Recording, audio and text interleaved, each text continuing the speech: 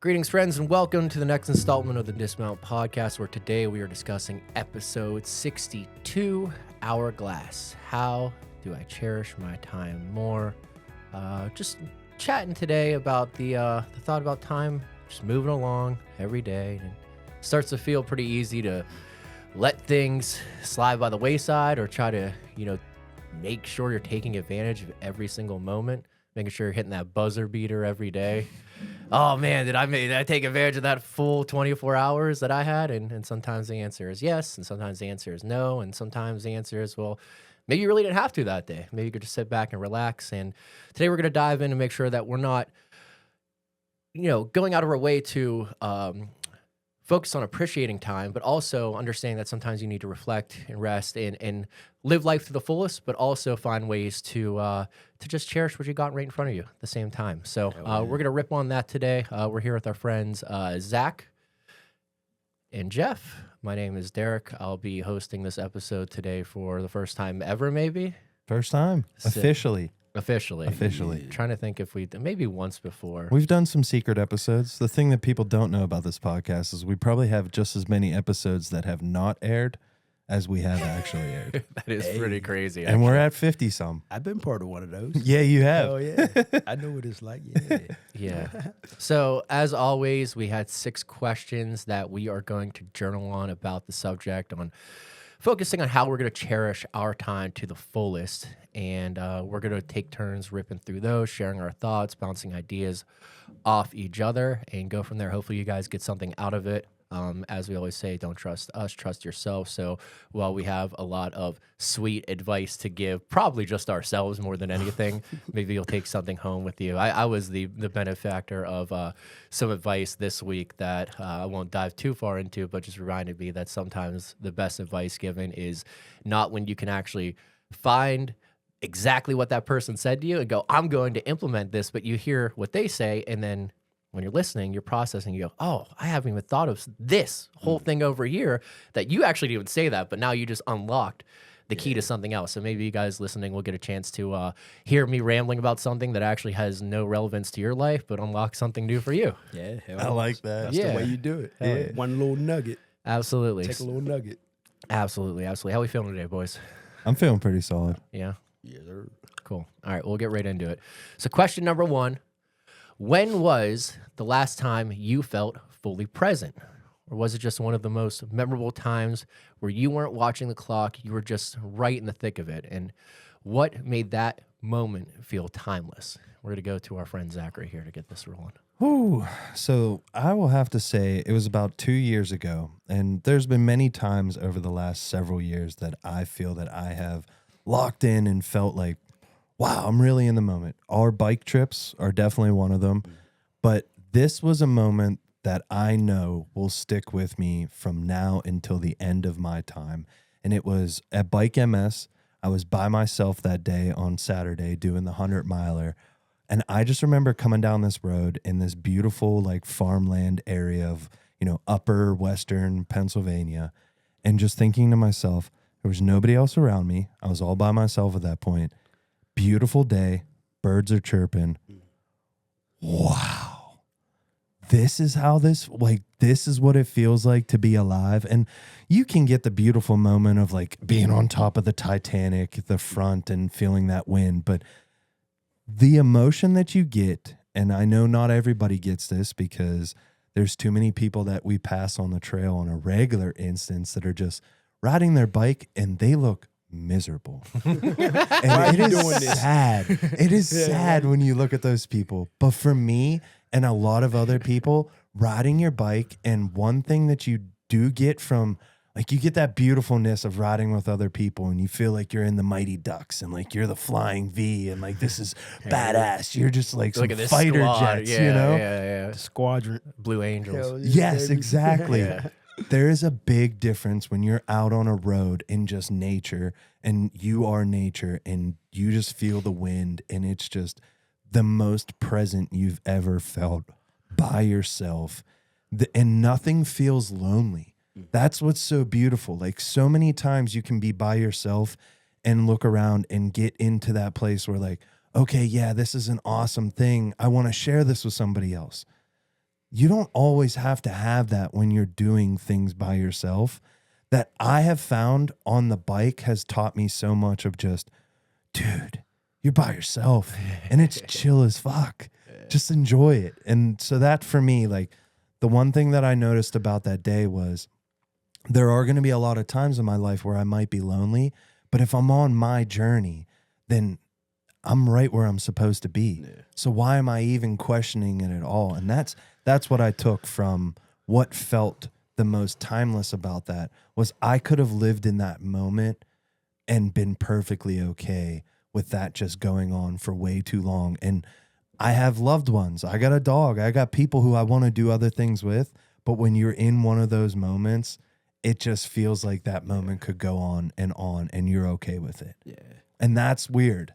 That really feels weird sometimes because it can feel like you're being actually selfish and you're taking everything for yourself. But if you're not doing things for yourself at the very core, we've talked about this 100 before times. of putting the mask on, you know, 100 if I'm not times. taking care of myself first, then I'm not going to be able to give anything to anybody else. Yeah. So it's okay to be selfish in those sense. And that's what I got from being fully present sometimes is being selfish and lonely. Yeah. So I was actually going to ask that as kind of like a sub question to this. And Jeff, you can hit on your answer a bit too, but keeping in mind this too, like, do you feel like you're most present when you're by yourself or when you're surrounded by other people?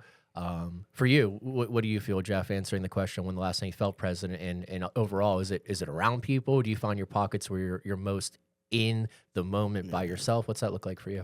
I mean, honestly, like just recently, like for me, like my mom turned 60. You was there. I mean, we had like, for me, we celebrated her 60th birthday party. Like, you know what I mean? Like it was a surprise party. So like everything went good. Like it was a lot of stress like that goes into that. But like, you know, it's one of those things like me, like in those moments, like I got to experience a lot of things. Like, so it's not alone. Like a man, like to answer like the beginning part, like it's not alone, but like I got to dance with my mom for the first time ever.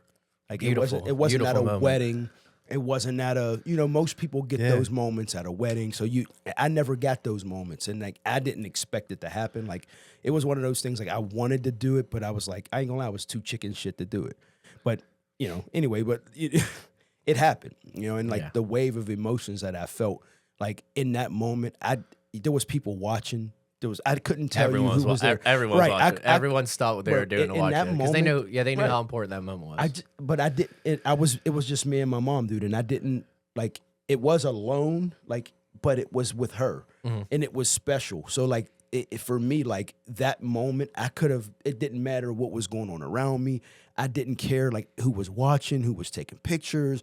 Yeah. I barely could even. I didn't even dance that well. Like, but like, you know what I mean? Like, but like, you know, in that moment, I just, I'm doing the salsa. My mom's trying to like dance with me. I'm like, Mom, you trying to cha-cha? What the fuck is You don't need no pizza. They got pizza there. you know, but like, you know, like, and then during the course of that party though, too, like you know, your sister made me get the mic. I had to, you know, she told me to have a speech or whatever. So I got to let my mom share some things with my mom that I never got to say to her. You know what I mean? Like, and I had to do it in front of all those people. So like when you like to think about what you said, like in that moment, I could have been alone, bro. I wouldn't have known. It was so special of a moment that I couldn't feel. You motherfuckers could have been back there throwing up gang signs. I wouldn't have known. You know, it could have it could have been burning down around me. Like I was so locked into that moment that like that's what made time just freeze. Cause like to piggyback off what you said, because I felt that like I could live in that moment forever. Yeah. Like, and there's so many things I always wanted to say to my mom, or you know, have moments that you never get to have, and then they just happen like that. And I was like, fuck, like, you know, when I was looking at this question, I was like, you know, that's something that just happened, but like I got to feel that shit, and time could have just froze for all I cared, you know? When you find yourself in those pockets, are there any ways that you make sure you're making the best out of it or finding yourself present. Like in that moment, it sounds like emotions took over. That's an opportunity where like you really wanted to make sure you got the most out of that. But in everyday life, are there ways that you can like ground yourself or make sure that you're taking in like something as ordinary as a good meal at home or like walking the dog or something? I mean, hell yeah. I mean, you get those every day when you come home. Like that's like the every day to day. Like, you know what I mean? You come home to that every day. Like, especially if it's like some responsibility. Like I get a lot of like I got an old dog, a young dog.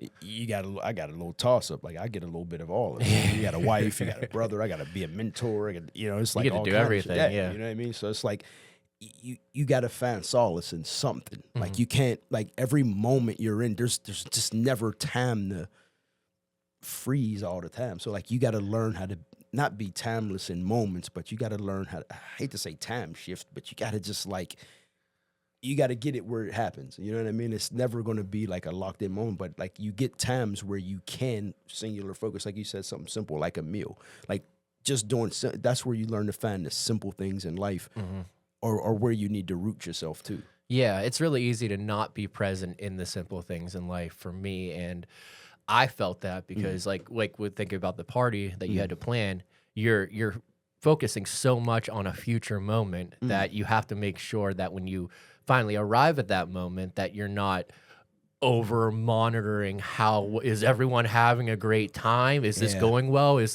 Are they making Big Macs out of the charcuterie board? Like you know, like you're like, ah shit, that's not how you're supposed to eat the crackers and cheese. Like, you know. Yeah, because like for me, I've always been in this pocket where I feel like I'm always over monitoring a lot of the time. I'm always like, is everyone having a good time? I think that anyone close to me, my girlfriend, my closest friends, you guys probably have always seen that in me, and I've been more aware of that recently. And like, all right, like you don't always have to. My girlfriend will say to me, she's like, stop worrying if I'm having a good time. I'm clearly having fun. I'm like, okay, I'm sorry. I'm just making sure everyone's having a good time. She's like, why don't you worry about you having a good time? I'm like, oh, yeah.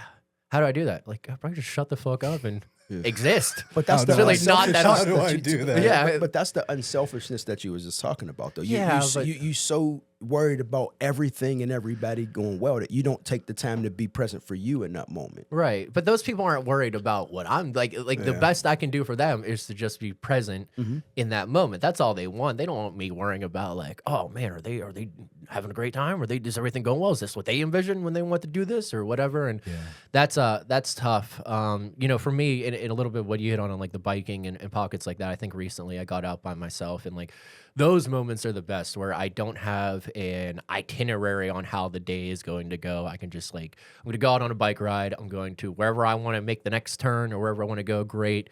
And then trying to find pockets to even meditate. I did that on my ride twice last week of just sitting. I always go down to the point. I just sit there after I'm like close to finishing up the ride. I'll end down the point. I'll sit down there for 5 or 10 minutes and close your eyes and like just try to relax. But That's chill. Well, it's great until some jagoff comes by and like, yeah, I don't know, they should trade the second round draft pick for that quarterback last year and Drew anyway, and they're just walking. I'm like, God damn it, bro. Like I did choose to meditate in public space, but like maybe we don't have to talk about the NFL draft every single day. You got a lighter. Hey man, you got 50 cents or a dollar, brother. I'm like, dude, I'm like chilling In full mode. I'm like in full mode. Hey man, you got a lighter? I get $1. You got $1, man. You know where the closest 7-Eleven is? I'm like, yeah, I do, but Fuck. yeah. So for me, like, those moments where I'm able to, even like yesterday, like making sure we were building the island for our kitchen, just something we had waiting for us to build at the new place. And that's such an easy moment to just like, I just want to get this over with, and not appreciating the moment where my girlfriend and I are building a new piece of furniture for the house that we just moved into, and we're, put on music and enjoy the afternoon together. Like those are exactly what you're saying. Those little moments where, sure, you should find peace and presence in every moment, but it should be narrowed down all the way to like those simplest moments where you're present all the time. And sure, you should think about the future and you should learn from the past, but I think there's a lot of those instances where you should just be focusing on every little moment you can as much as possible, because that shit flies away pretty quickly. We got 3 pieces of furniture to build. Does it really matter if we get all 3 pieces done? No. If we had a great time just building one, like in the memories were there, just building the one, then that's what I love that point, because that's something I've been doing with the biking recently. I've been going out with no itinerary and I'm just going to go and whatever, like I block out some time for myself and I just roll. And if I ride for 6 hours, I ride for 6 hours, man. Like I set myself up now for that capability. Yeah. But dude, I used to try to like, I'm going to do this. Dude, you're not enjoying when you're out there going, I got to get 40 miles in before. Fuck off, bud. Hey, bud. Fuck off, bud. Like, just go out, enjoy yourself. Dude, I did a ride probably 2 weeks ago. It was only 11 miles. I had more fun on that 11-mile ride than any ride that I felt more proud of, like, over 100 miles. Doing 100 plus miles, like, I felt more proud of that 11-mile ride where I just went around to streets that I've never been to in Carnegie.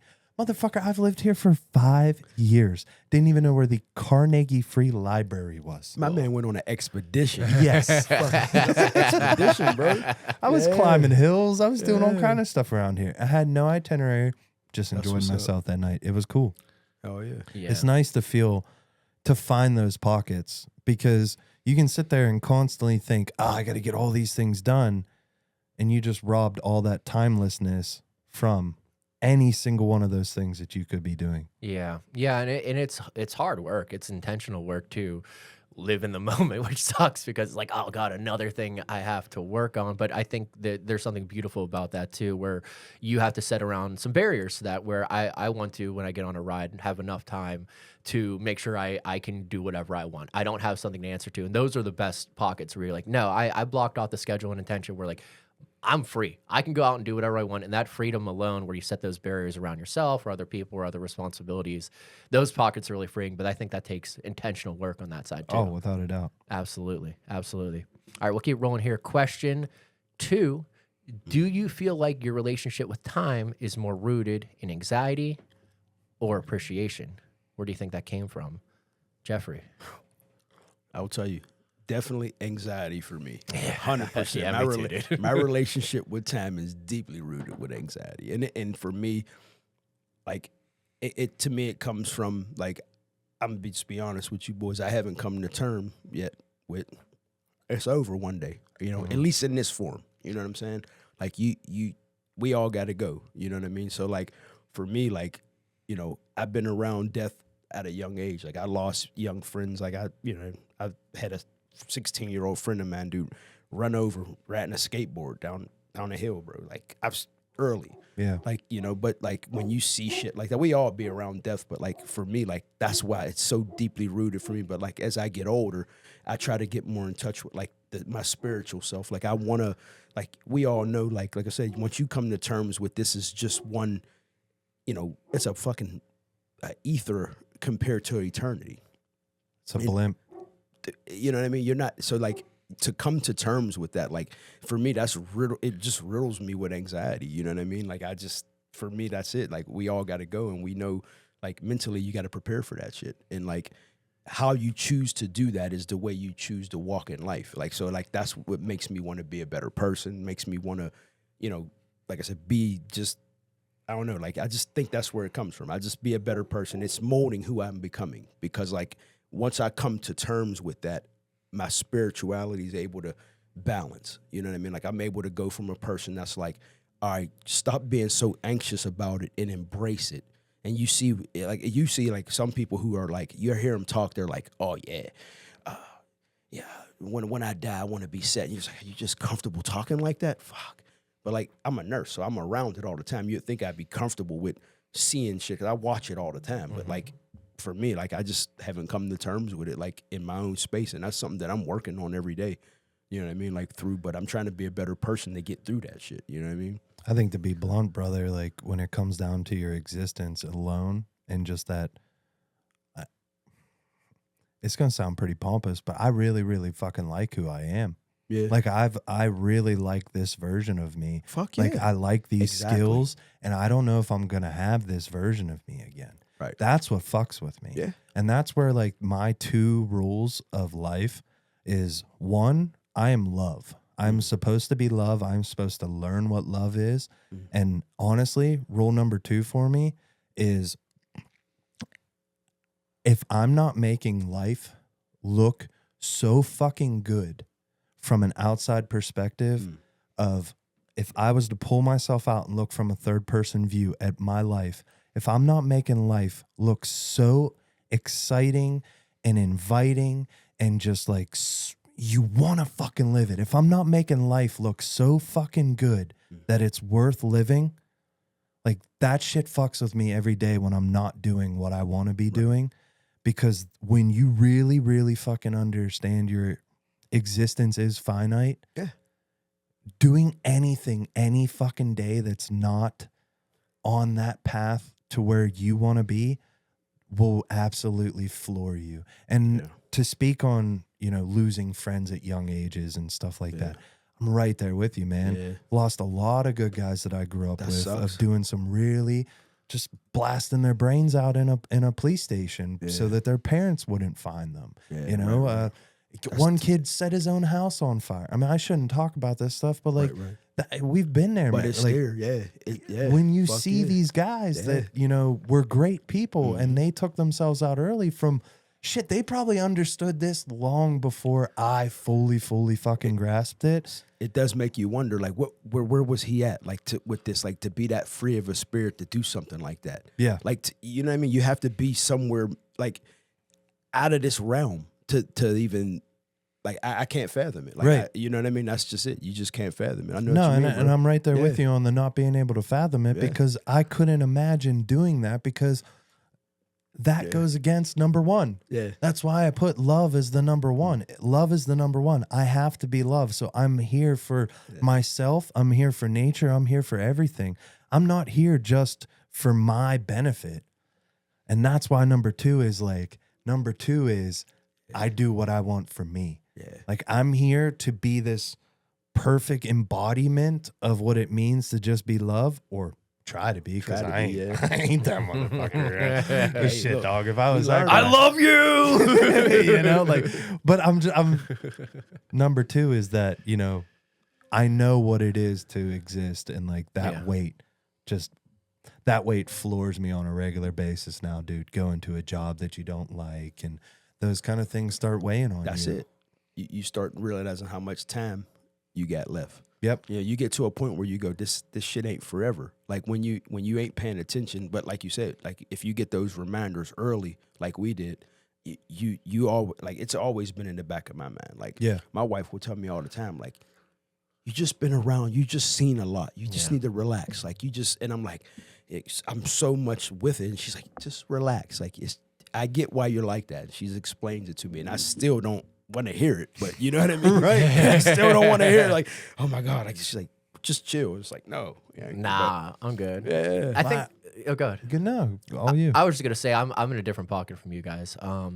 I hadn't experienced a lot of loss in like friends, family. I'm really blessed, man. Honestly, like the core people I've had around my life. Yeah, I remember like even in high school, right after we graduated, we lost a classmate. And our class was very, very small, like 40 kids in our high school class. And after we graduated, one girl had passed in a really tragic accident. And she was one of the sweetest, kindest souls. She literally just got back from a mission trip in Africa. Damn. That's what she wanted to do with her life. Came back, her boyfriend picked her up, and you know, their whole story I won't get into, but really, really shitty accident. And that was the only time I really experienced loss of someone that I was like that age that I was somewhat tight with on my side. But like looking at like family members, my parents still being around, my siblings, all that stuff, man, like I'm so blessed. So it is hard for me sometimes to not take for granted the counting clock and you know that we're all experiencing while we're here. And I think that's a mission for me to continue to grow on is making sure that, you know, in these pockets, I'm getting older. My parents are getting older. My siblings are getting older. My friends are getting older. There's so much things happening on my end that I just want to make sure that I am finding the time to be present as much as possible. And for me, I get caught in the rat race of life a lot, man. I think we all do, in the sense of like going into work and, oh man, I just worked for 37 days in a row, and oh my god, you know, and that's great and dandy, man. That's good, and like it's good for you to make sure you're aligned with something, and something, it feels like it's pushing you forward and you're growing with it. But you know, those aren't the times I feel most present. Those are the times where I'm thinking, what do I need to do to get done with this? At the, I guess in that sense, I'm optimizing my time as and not so much valuing it. Like I'm looking to like, okay, I here's my pocket of time I get to work with in a work basis. I need to make sure I get everything and squeeze every little juice out of it as much as I can, so that I could get to a moment where I can find myself present again, which honestly is probably unhealthy. And I think I should probably learn to, even in those moments where like so much is happening around you, to find value and find presence in that moment. But I just want to make sure I'm doing that with my family too. Like I have a little sister who's, you know, 10, she'll be 11 this year. It only keeps going up, you know, she's never going to get younger.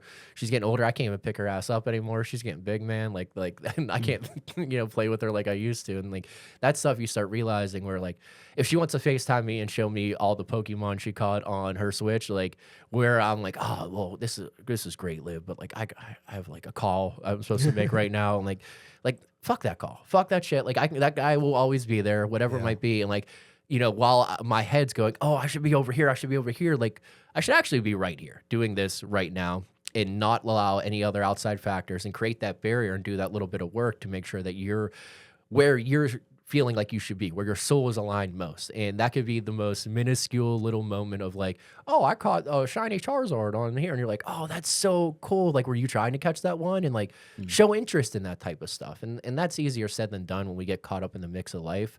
But for me, like those are the moments where I look back and like such a small 10-minute moment that happened on Friday where I was just talking to her. I'm like, man, I'm so lucky to sit here, and like she's so proud of what she's doing. And I'm so happy to have her in my life. And like that stuff makes me feel grounded the most, as opposed to, oh man, how am I going to squeeze every little moment out of my work life, or if I'm going to do this, and this. And yeah, you know, you and I've had these conversations, Zach, about like, you know, okay, how can we be the most efficient with the time we have? And like looking at what you just said, okay, we plan on building 3 pieces of furniture, only built 1. Like, is that a negative, or is that a no? We had a killer time doing that together. We'll get around to it, no big deal. And like, you know, you want to make sure you're making the most out of every second you get, but you also can't let yourself just go down this path of like always worrying about what's next and making the most out of every single moment, because that's just going to lead to fatigue. I think that's where the anxiety comes in. Yeah. I think it's more of when you're living in that sense. And I had a comment that I wanted to add in here was, I think the dead pockets, for instance, I just thought of this right now, like going to work. If I'm going to go to work and I just become mindless at work, and that's a dead pocket of time, is what I'm thinking right now. Those dead pockets make you so much more appreciative of that time when you're sitting there dancing with your mom. Yeah. They make those timeless moments more timeless. Yeah, it's a little shift, like to just like make sure you're reflecting the appreciations when you have them. When you're like, wow, I'm so damn lucky, man. So as a society, were we just so unappreciative of what we actually had that we had to create something like the 40-hour work week to make ourselves become more appreciative again? And that's where we're heading towards, because it really does feel like, come on now, any job you go to, it feels like there's a shift of people didn't openly talk about how much they used to hate being at that job, man. Like, it was not a thing. Like, it is now a thing where more and more people are talking about building their own little things and doing something for themselves on the side. It's also one of the internet say, job market's so bad, I'm actually chasing my dreams. It's so funny, but it's like, it's the truth, man. It's like, if you don't have a job, well, like you're kind of not screwed, but like the job market's worse than ever. But even the people that are in the jobs, it's like, what is this all for? Like, I'm barely getting by financially. I'm like, you know, I'm doing this work and it's somewhat fulfilling and it kind of aligns with me, but it has something else to do. And like, I find like that's such an interesting moment for us, because maybe 50 years ago, you can go chase your passion and usually you can find a way to monetize that pretty quickly. But now it's like, okay, I think from what I'm told, if I go get a standard job, I'll be able to pay my bills and do things the right way. That's playing the game. Well, dude, playing the game is like kind of chopped right now. It's like you're not really, like, for me, like oh, dude, I just look at my student loans my dad sent me. He's like, oh, this one's not, I'm paying the damn loan. I'm putting the money in the account. They pull out the money, and then the money gets back in there. And now they're telling me I'm like 30 days behind on a payment. And I looked at the loan itself, and like, dude, I owe the same amount I did 10 years ago. I've been paying this loan. And I'm just sitting here in the back of my head like, what the fuck is this all for? What am I doing, like, playing this game where it's like, this shit's always going to be here. Like, the game is built right now for most people to just take the L, unfortunately. So why continue to play the game that, like, is structurally built around you as opposed to breaking free and going and doing your own thing? And that's why you find a lot of people I find in offices nowadays going like, the fuck am I doing this for? Yeah, it's crazy. Yeah. It's nuts. And for me, it was 28 years. And this is what I put. I'm 33 years old now. 28 years, I was living on, I want to say, super anxiety mode. And I think you guys can agree with that on your own end too. I was playing, it wasn't just anxiety. It was, I got to get everything out of this, got to get everything out of this. I don't remember being like that my entire life. No. So I don't know where that really got implemented. Probably somewhere around the time of like finishing high school and then going into college and then like, oh, here's a job. And then it's like, oh, here's all this bullshit too. But I digress. My anxiety mode was more based around, am I late? What's next on the schedule? And I was so worried about showing up to make people feel like I actually gave a fuck about them by showing up 5 minutes early or showing up on time. And so I put that into my head that if people didn't show up 5 minutes early or show up on time, they didn't respect me. And it was just like, those were the little things of those, when you sit in that anxiety mode of not appreciating your time, not appreciating like, hey man, everybody's doing a lot of shit just to still play this game where D just said it. Most of us are taking the fucking L right now.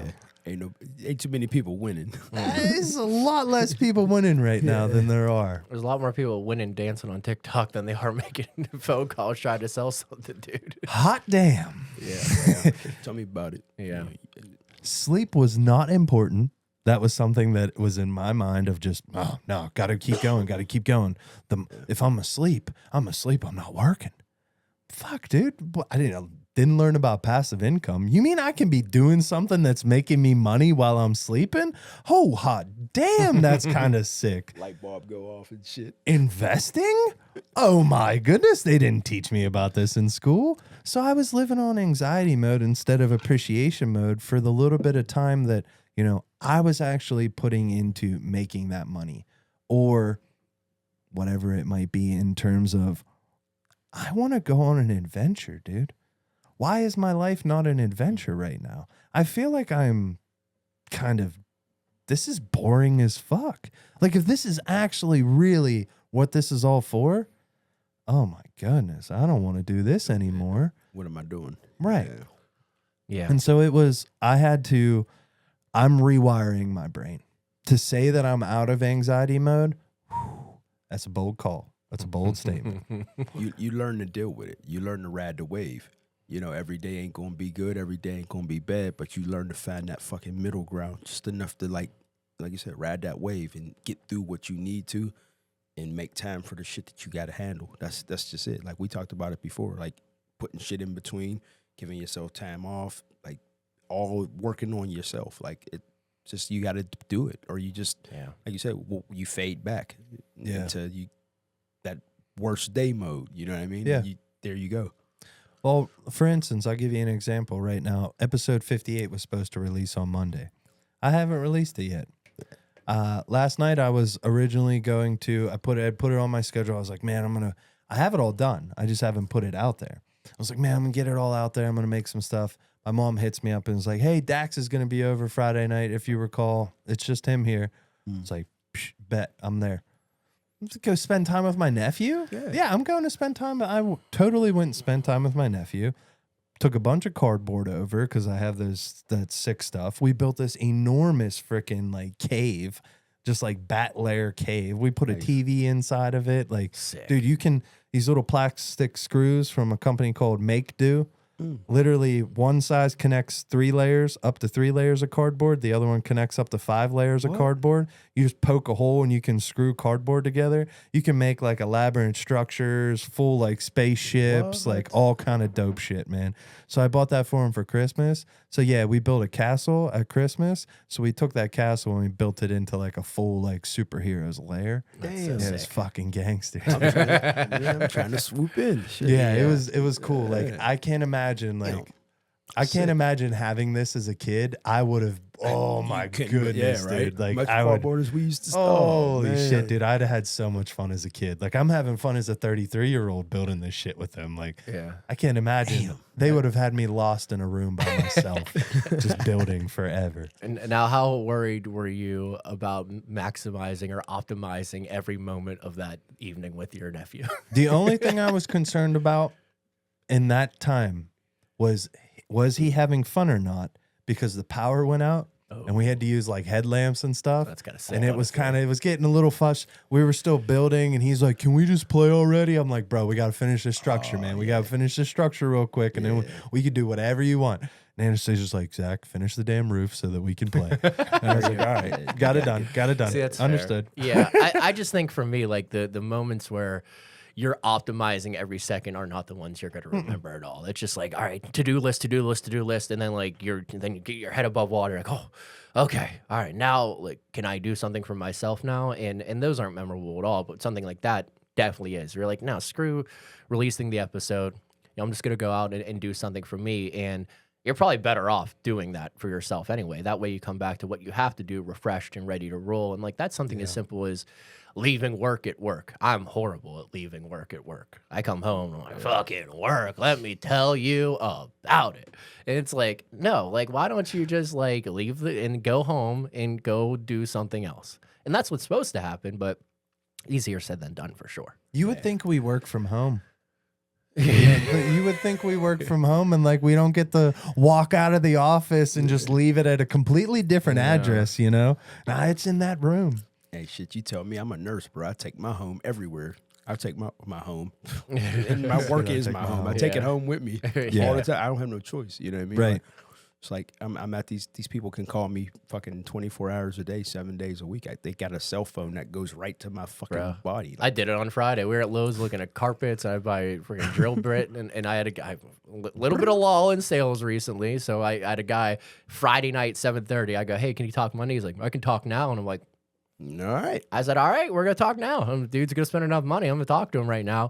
And that's okay. But like I have set a better barrier around that of not being accessible all the time, because then you're losing those moments that you are honestly like, you're never going to get back. Like I'm never going to get back a chance to go out with my girlfriend and pick out the new rug for a place. Or I'm just like, yeah, whatever. Poking, that dad from the sitcom was like, oh yeah, that one looks good. Whatever. What are you talking about over here, Steve? Yeah, whatever, baby. Just get it. Yeah, whatever. right on. Like, no, that's bullshit, dude. Like that, you should be as fully focused on that moment as if it was just as important as closing a huge deal at work or a big project you're working on. Like that is arguably even more important, but like you give that time to those people so often, then why is it so hard to give it to the things that actually matter most? Angelica's dad from Rugrats. Yeah, I forgot about that, dude. What a deadbeat parent. No, I'm just thinking. I was thinking of like characters that were on the phone all the time, and Angelica was always trying to get her parents' attention. She was always being watched because her mom and dad were both working their ass off all the time. Yeah. Both working parents. Absolutely. Yeah, it's the ones it's truthful, man. But I think the moments that make us feel the most full are usually what a deadbeat character. I say that I'm literally at Lowe's, like, yeah, okay, so we have those seats over there are like this, and they're like, yeah, baby, just get the blue one, whatever. Same shit, man. Yeah, I like teal. Yeah, baby, get the teal one. But it's the moments that make us feel the most full are ones like we aren't scheduled. Hey, Dax is coming over. Oh shit, dude, this wasn't on the schedule. See you later. But like that's something you're talking about it already. You're gonna remember that. He's gonna remember that, and those are opportunities to grow and make yourself feel more like you, aligning yourself most. So then when you have to go do the shit that you do, go eat the frog, go take care of the to-do list, you're rejuvenated. And I find myself like, man, why don't I feel well rested, or why don't I attack work? And it's the burnout, because it's always work, work, work, work, work, and never like, oh, like let me call my little sister to see how her Pokemon collection's going. And like those are two completely separate things, but one feels like it's more important and the other one actually is more important. And it's up to you to decide which one is.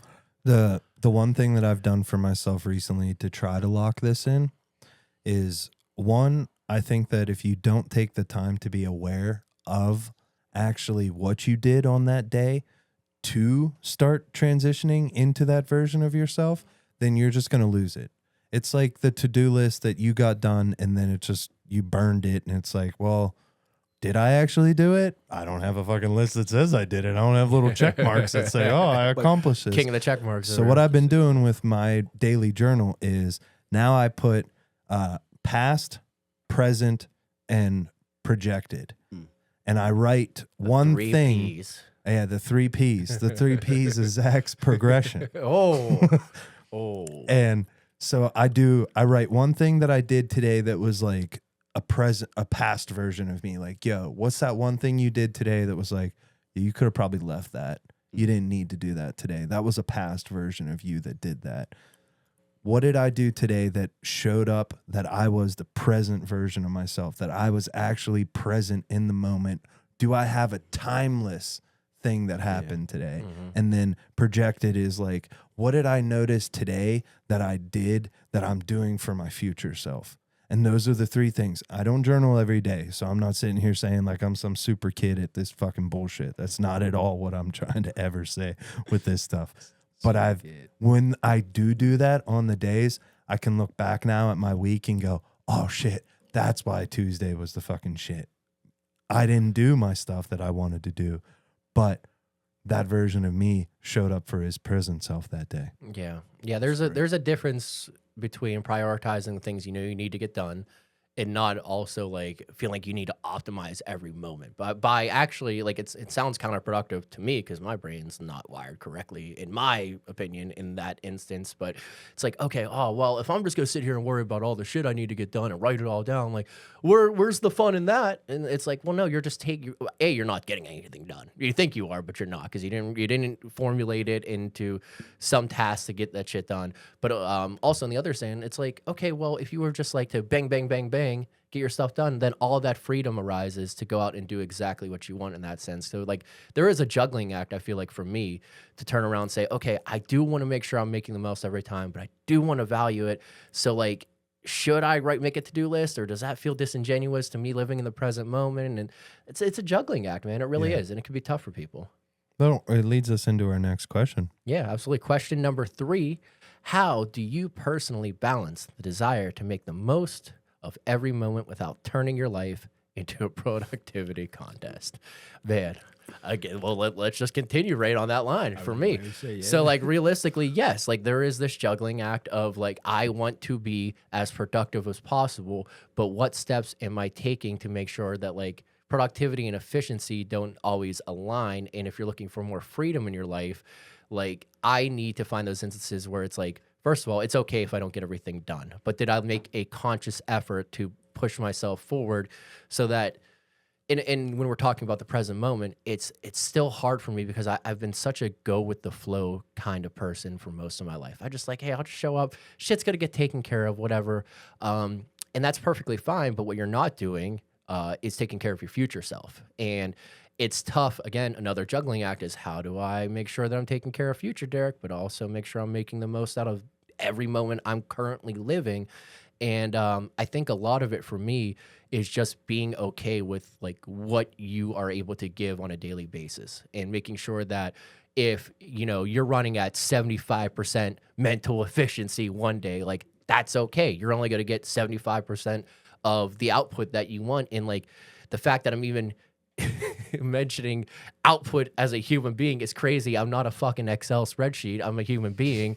Like, let me just do what I want to do, but also be mindful of like, I do want to make sure I'm progressing so that like the future version of me, when they find themselves in a present moment, is better off for it than they were 5 years ago, 3 weeks ago, whatever it might be.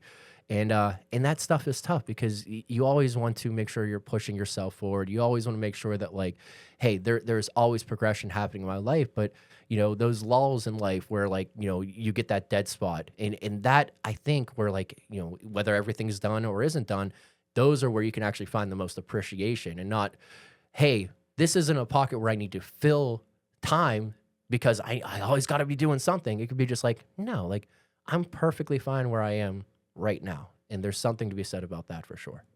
Well, this was the balance for me because I struggle extremely hard with this. And this goes back on what I had talked about with this, you know, when you find the desire to live. And to me, the desire to live is completely different than the fear of death. I think that when you find it, when you're sitting there and you're so fearful of death, you're constantly looking for that end. You're looking for those excuses. Yeah. Versus that person who has that desire to live is looking for those reasons to continue going. Those reasons to, oh, this is why I put up with this bullshit, because whoa, this is the shit you get to see. Oh my God, my legs are absolutely burning right now because I just walked up a mountain, but fuck, look at this view. I would have never seen this view if I didn't go through all that pain to walk up this mountain.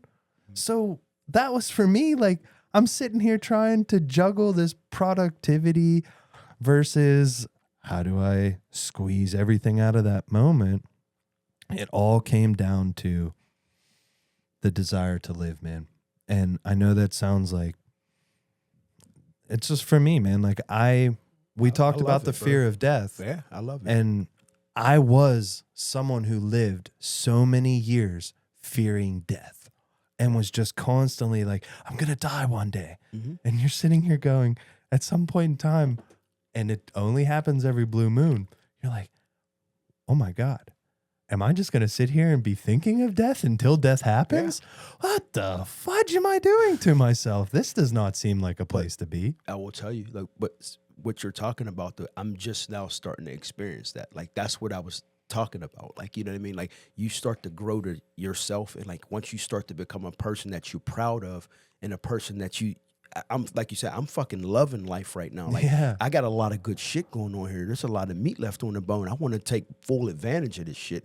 And you start to grow away from, like you said, that, oh my God, I'm going to die, to fuck, I want to live. Like, and it just transition. I'm at the beginning of that. Yeah. So I feel it. Like, I love that. I feel it, bro. What you're talking about, you've probably already experienced it. I didn't experience it yet, but I'm starting to. So I'm vibing off what you're saying, bro, because like I can feel that shit, bro. Like I know what you mean, and you get examples of it while you're doing it, and it's like, instead of saying no, don't take the cynical approach, take that approach, like take the positive approach. Like, don't look at it like, oh, poor me, oh, it don't fucking matter, oh, I'm gonna die any day, one day. No, fucking be positive in that moment. Like, and man, I feel that shit, bro. I'm trying to get there. I'm slow progress, but I'm getting there. Yeah. That's interesting, man. Like, even thinking about, you've hit on like flow state or something of the sort in the past, and you know, thinking about, okay, I just rambled off like, oh, task. I need to do that. I need to do that. And making that feel like a to-do list and a burden. But I think there's also something to be said about these opportunities where you can also just be present in the shit that you like find to be minuscule or boring or whatever, and find value in that too. Mm-hmm. Like, and not be worried. Man, you nailed it. Like, not worrying about dying, but worrying about, I want to make sure I'm living as much as possible. And if you're doing that, then you need to make sure that no matter what you're doing, you're taking advantage of every moment while you're doing it. If that's me just doing goddamn data entry at work, where I know it's like, oh God, I got to do, no, I'll do it tomorrow. I'll do it. Every day is tomorrow, bro. There's always a tomorrow, and it's never going to get done, bro. It's like, it's the sign at you go to a bar, it says free beer tomorrow. Like, I'm here fucking now. Yeah, I'm here now, bitch. You know, exactly. And like, something to be said about that, man, with like not being afraid of dying, but being afraid of not living to the fullest. And like, that's something where I think that just means making every moment count, no matter how boring, how slow, how dull, how exciting, making sure that you're not only that, but like also taking the pockets, so like not feeling you have to earn any of those moments either. Like, I found these instances where even just rest, like, oh, I got to do all this shit so then I can earn my rest. You got to earn rest for, dude. Like, Just what fucking are do shit. Yeah, I'm that's just so gonna cool. do it. Yeah. Yeah, exactly. And we've hit on that before, so I won't go down that line too much. But there's so much of like, I need to earn this. I need to earn this. I need to earn this, and not enough. Like, no, like I'm just gonna do it. I'm just gonna go do what I want to do, go where the wind takes me, and be okay with that. And I think that there's something that will align you more with the idea of like living to your fullest potential.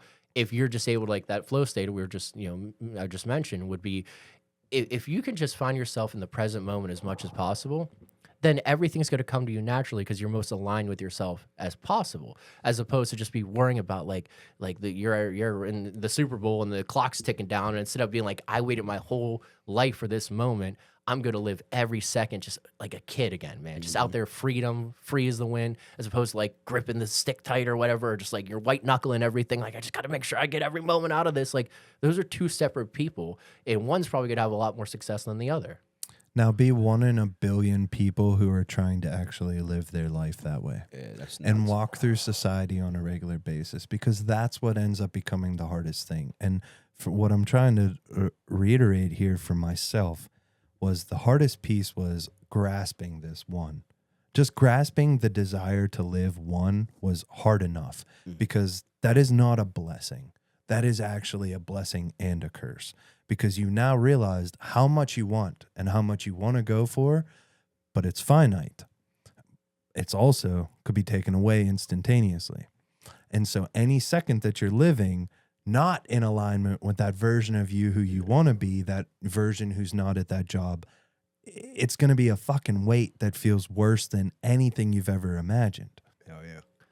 So finding that ability to find that balance of starting to strive for, that's why I think it's more so looking at your future self than your present or past self.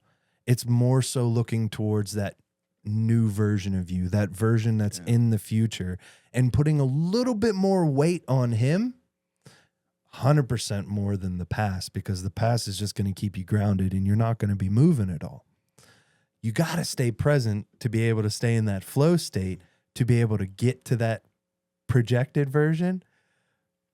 But that projected version can become a madness that ends up fucking with your mind so bad when you're in just this sea. Like, society is waking up because science is actually behind it now. Science is behind one collective consciousness. So these stories that we've had out there of literally dolphins have already raised their consciousness to the point where dolphins can talk to each other throughout the entire world right now. As long as a dolphin's supposedly within 150 miles of another dolphin, it can hit the echolocation between all of them like the fucking barking chain, and they don't need an internet. They just talk to each other. That's where our world is going to right now. Decentralized networks are what's coming out. We're getting away from these centralized areas where everybody was holding our data or our energy or our electricity. And we're moving towards these decentralized capabilities where just my phone is a node and your phone connects up with my phone and it's another node. And then that's how the communication of our internet goes through each other. And your phone and my phone being on these decentralized networks of this free internet can get paid because crazy. I have a phone that is now helping that internet all be connected. I can get paid. So it's no longer the internet provider is only getting paid. It is now all of us are getting paid. We're all a part of this. I'm using the internet and getting paid. That's where our society is going. So if I'd have spent any time right now as I'm going to a job I fucking hate, man, I'm going to fucking just end this shit right now. I lost the game. That to me is where I lost the game, is when I lost my ability to potentially project myself out to that next version of myself, allow myself to keep progressing. Because this school of fish that is all these people that I have to be around every day when I get in my car and I got to drive around a bunch of fucking jackasses to get to work. And I got to deal with people who don't understand what even existence is to begin with. That's where this can become an absolute fucking curse, because you sit here and you go, You don't fucking see it, dude? Yeah, like you don't see this shit. I can put it on the fucking whiteboard for you. If You know, but that's pictograms. Will that work for you? Some people be so stuck in the matrix that they don't pay attention, bro. They can't see the forest through the trees, bro. They just it could be like you said, it could be right in their fucking face, and they're like, like, okay, well then you go on down that way and be fucking crash and burn, you idiot. Yeah. But like, it takes for you to be locked in so much to know that I'm only going to waste my time trying to get you to understand something that you can't even fathom. And that's what people do sometimes. They try to get so much the people to understand shit. It just doesn't work that way. Like, you can't fathom this shit. Like, these people, it's a waste of time. Like you said, you driving to work with all these idiots. You got all this outside noise. And if you pay attention to that shit, you'll be right with that shit. Bingo. You'll be right with, look at all these idiots on, to use your highway analogy. Like, you driving, how many times do you go around a fucking long line of people this long to go the same way? I'm like, are you fucking guys idiots? Like, oh, I seen this guy get in line. Oh, I better go get in line with him and just wait my turn like him. It's such, it blows my fucking mind. It's like the hive mentality. That's also, you find yourself, because I've done it, goes, oh man, I'm in traffic. Bitch, you are the traffic. You are the traffic. You're the mess here. You're the mess. You are part of, what do you mean I'm in traffic? You are the traffic. You're in line of Burger King. God, this long ass line of Burger King. Bitch, you're in the line of Burger King. You're the reason why. You're the line. The guy gets something, no wonder he's pissed. You're in the line, dude. In the line. Yeah, and to speak to like the man, you threw in a lot of P's, projection, all this Past, present, projected is on my Zach's P's of progression. My man about to get a philosophy course up in here. Yeah, I'm with it. I'll subscribe to it. So do you ever pause and consider that the future self that you're striving for, when you're able to unchain yourself from the past, is already existing right now? My future self already has everything that I fucking desire because I can see it inside my brain. I can see it inside my brain. Like, and do my you believe brain, that it already exists? Oh, hell yeah. You Dude, have there's to a believe. version of me.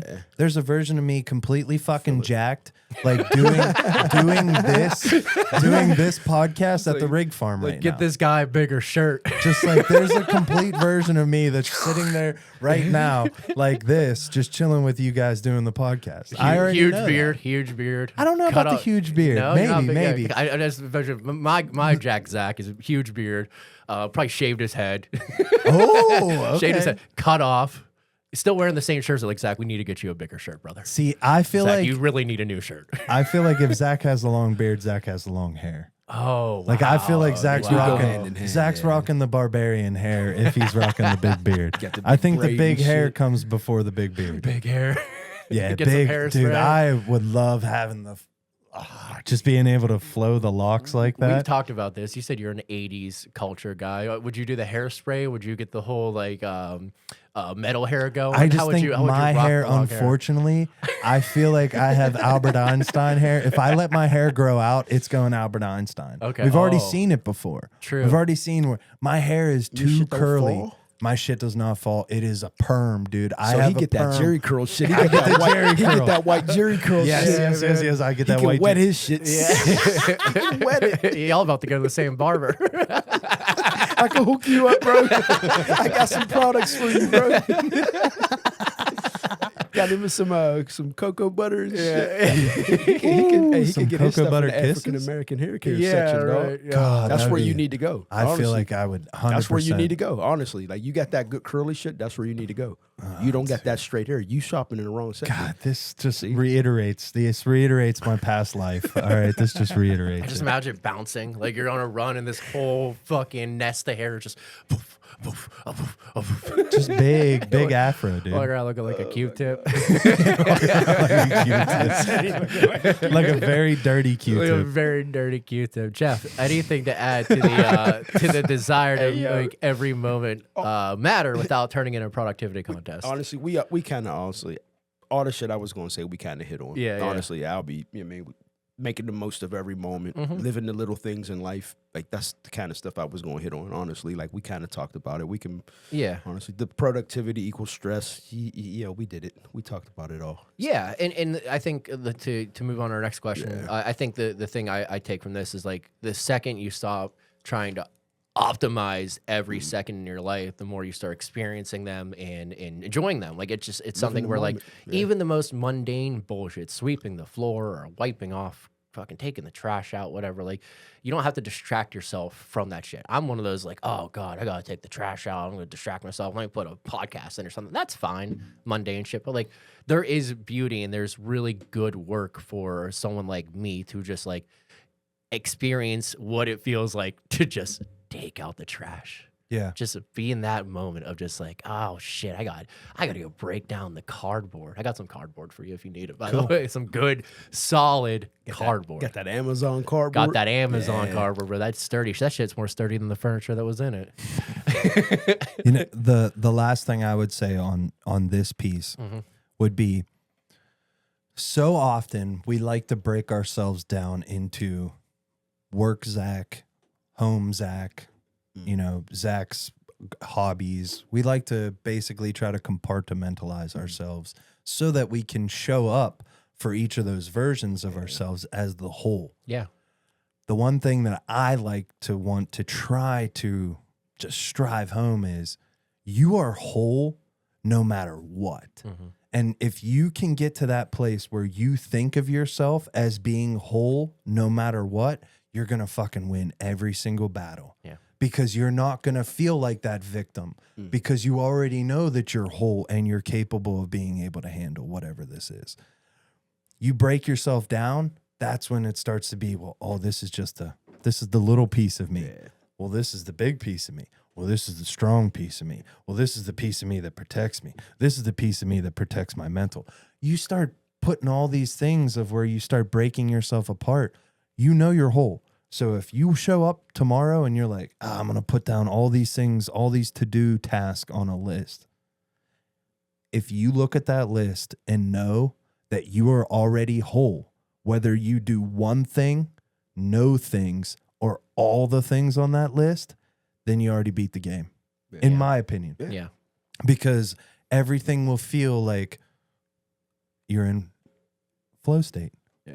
Because it's just, you're just flowing with life. You're now the water that Bruce Lee talked about. You're flowing with everything because you know that you're that whole version always showing up if you have that mindset. But having that mindset, that's the good luck part. Yeah.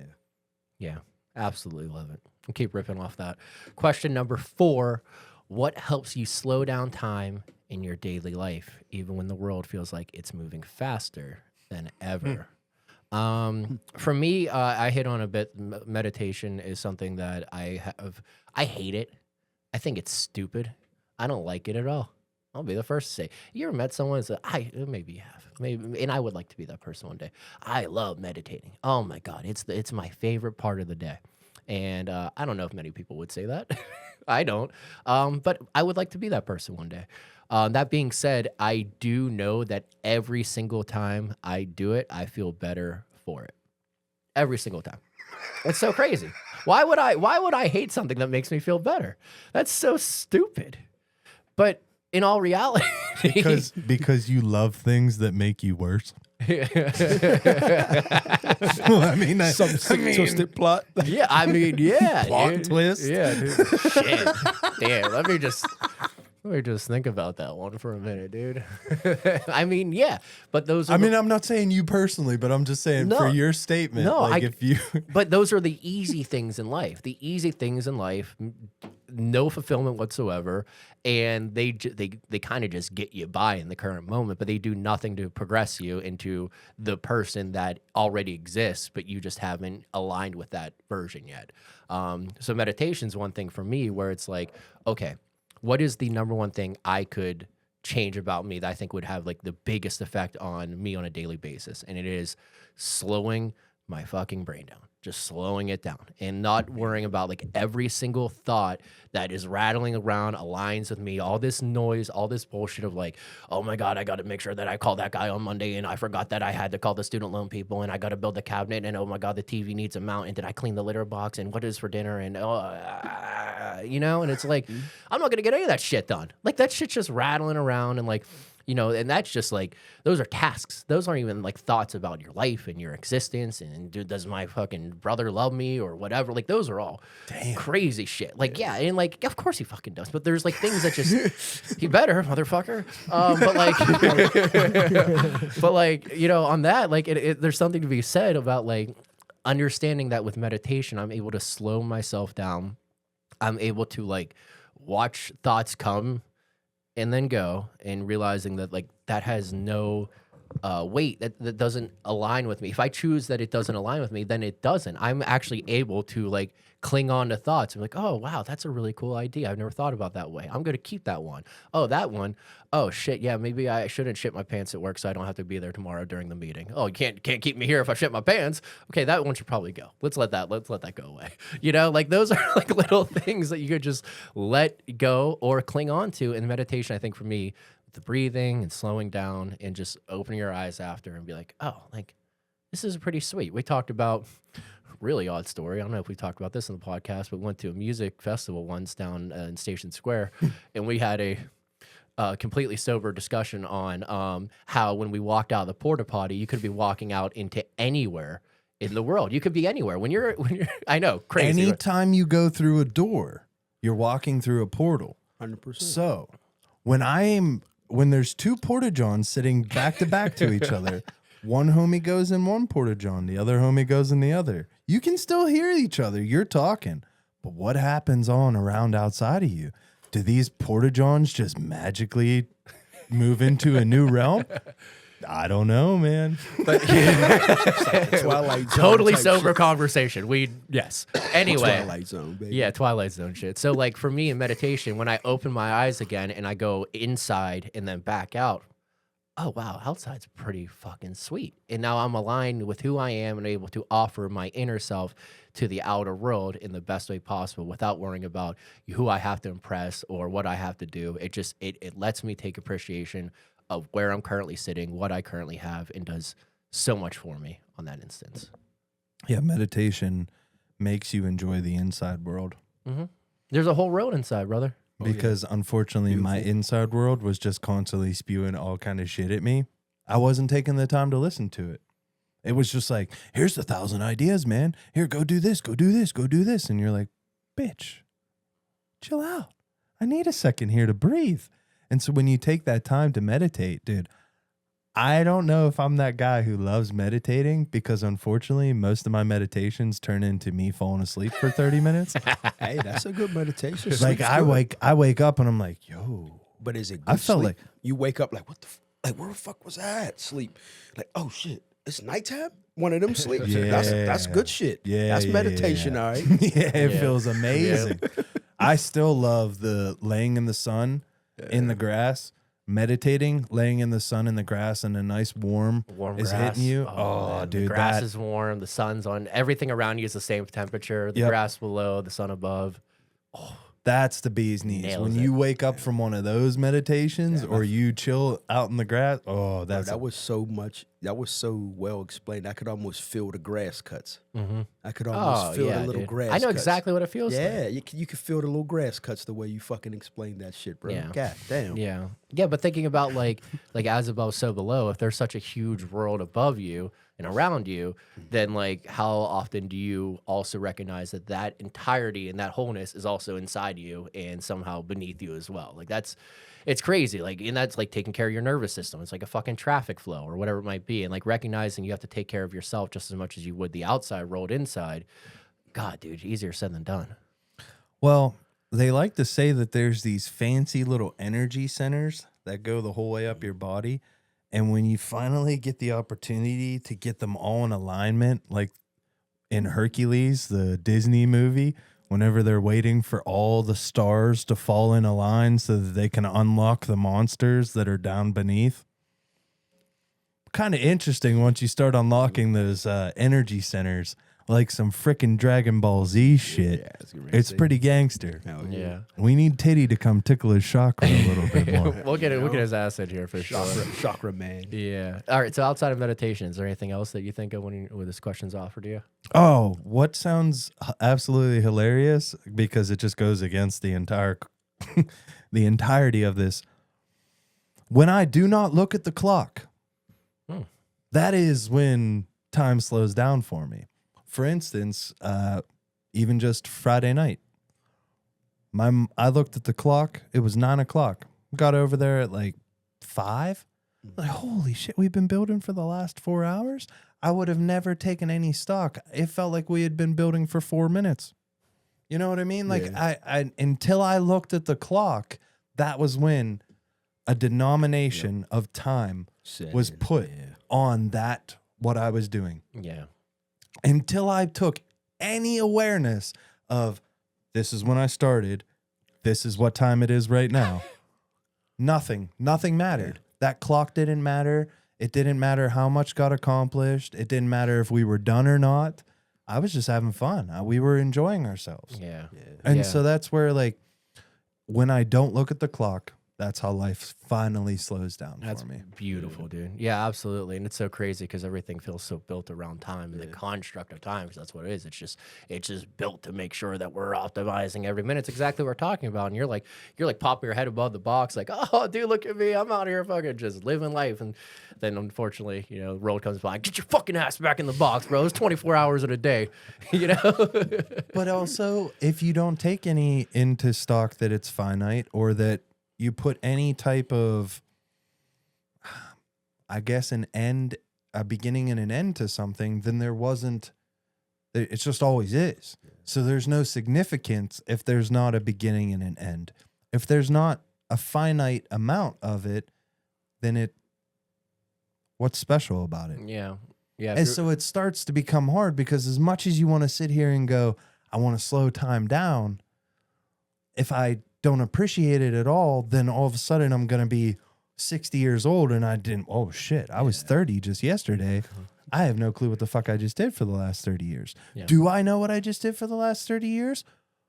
Or was it the greatest fucking 30 years of my life? Yeah. Reflection will tell you. Once you get to that point, you'll know. Right, exactly. And it's the reflection. So it's turning around, and it's, like I just said, it was taking that time to see that there was any amount of time that had passed that brought the specialness to it, or the not. Yeah. I mean, like, for me, like, I'll tell you, like, for me, like, I get examples. Like, I don't, like, for me, I'm fortunate to have a career where, like, I take care of people. And I'll tell you, like, for me, what really started to help me slow down time, it sounds crazy, but I'm going to tell you, is like working with elderly people, bro. You can have your whole agenda planned. Like, I'll plan a day where I'll have, all right, 1 o'clock him, 2 o'clock him, 1:30 him. Then I get an 85-year-old lady who comes in and wants to talk for 45 minutes. That shit's over. Like, old people will teach you, bro. It's funny, I'm telling you, but they will teach you to slow down. Like, they've mastered the art of what we're talking about. Slowing down, living in the moments, taking the time. Like, I'm in a hurry. Like, I'm trying to get done. I'm trying to move on with my day. Like you said, like we talk about, I got all this agenda I'm trying to push. I want to get this done and that done and move to the next sector of my day. She don't give a fuck. She's and I'm giving her cues. All right, you need anything else? And then my daughter, I'm like, oh shit, she finna keep going. But it humbles you and it teaches you to slow up. And for me, like, that's just one entity. Like, even at home, like, I come home like being present for all the things that I got going on at home. Like, my dog right now, he's the one that tried to bite you. Jeff has always had a dog that wants to kill me. I have always deep. been a dog person. I've been around dogs my whole life. For some reason, Jeff just loves selecting dogs that want to eat them. that want to eat me. But your ass, Mr. Postman. But so I'm gonna start dressing up as a mailman when I come over, see what happens. that'd be awesome. So, but that's how I get treated. home and, it's all the responsibilities of home. Like, I want to do me. Like we talked about, doing that maintenance, doing the things that you want to do, and then boom, you get reminder as soon as you get home. Like, you better slow down, buddy, because guess what? You got this old boy that can't get up the steps well. He needs help getting up. Like, you got to slow up. Like, you can't blow past those moments. And then, like, in those moments, you realize it's like, these are the things that help you slow down time and enjoy those moments, because I'm not going to have him forever. Right. So, like, when he does go, that's the shit that, like, I'm going to reflect and go, damn, I remember helping him up the steps.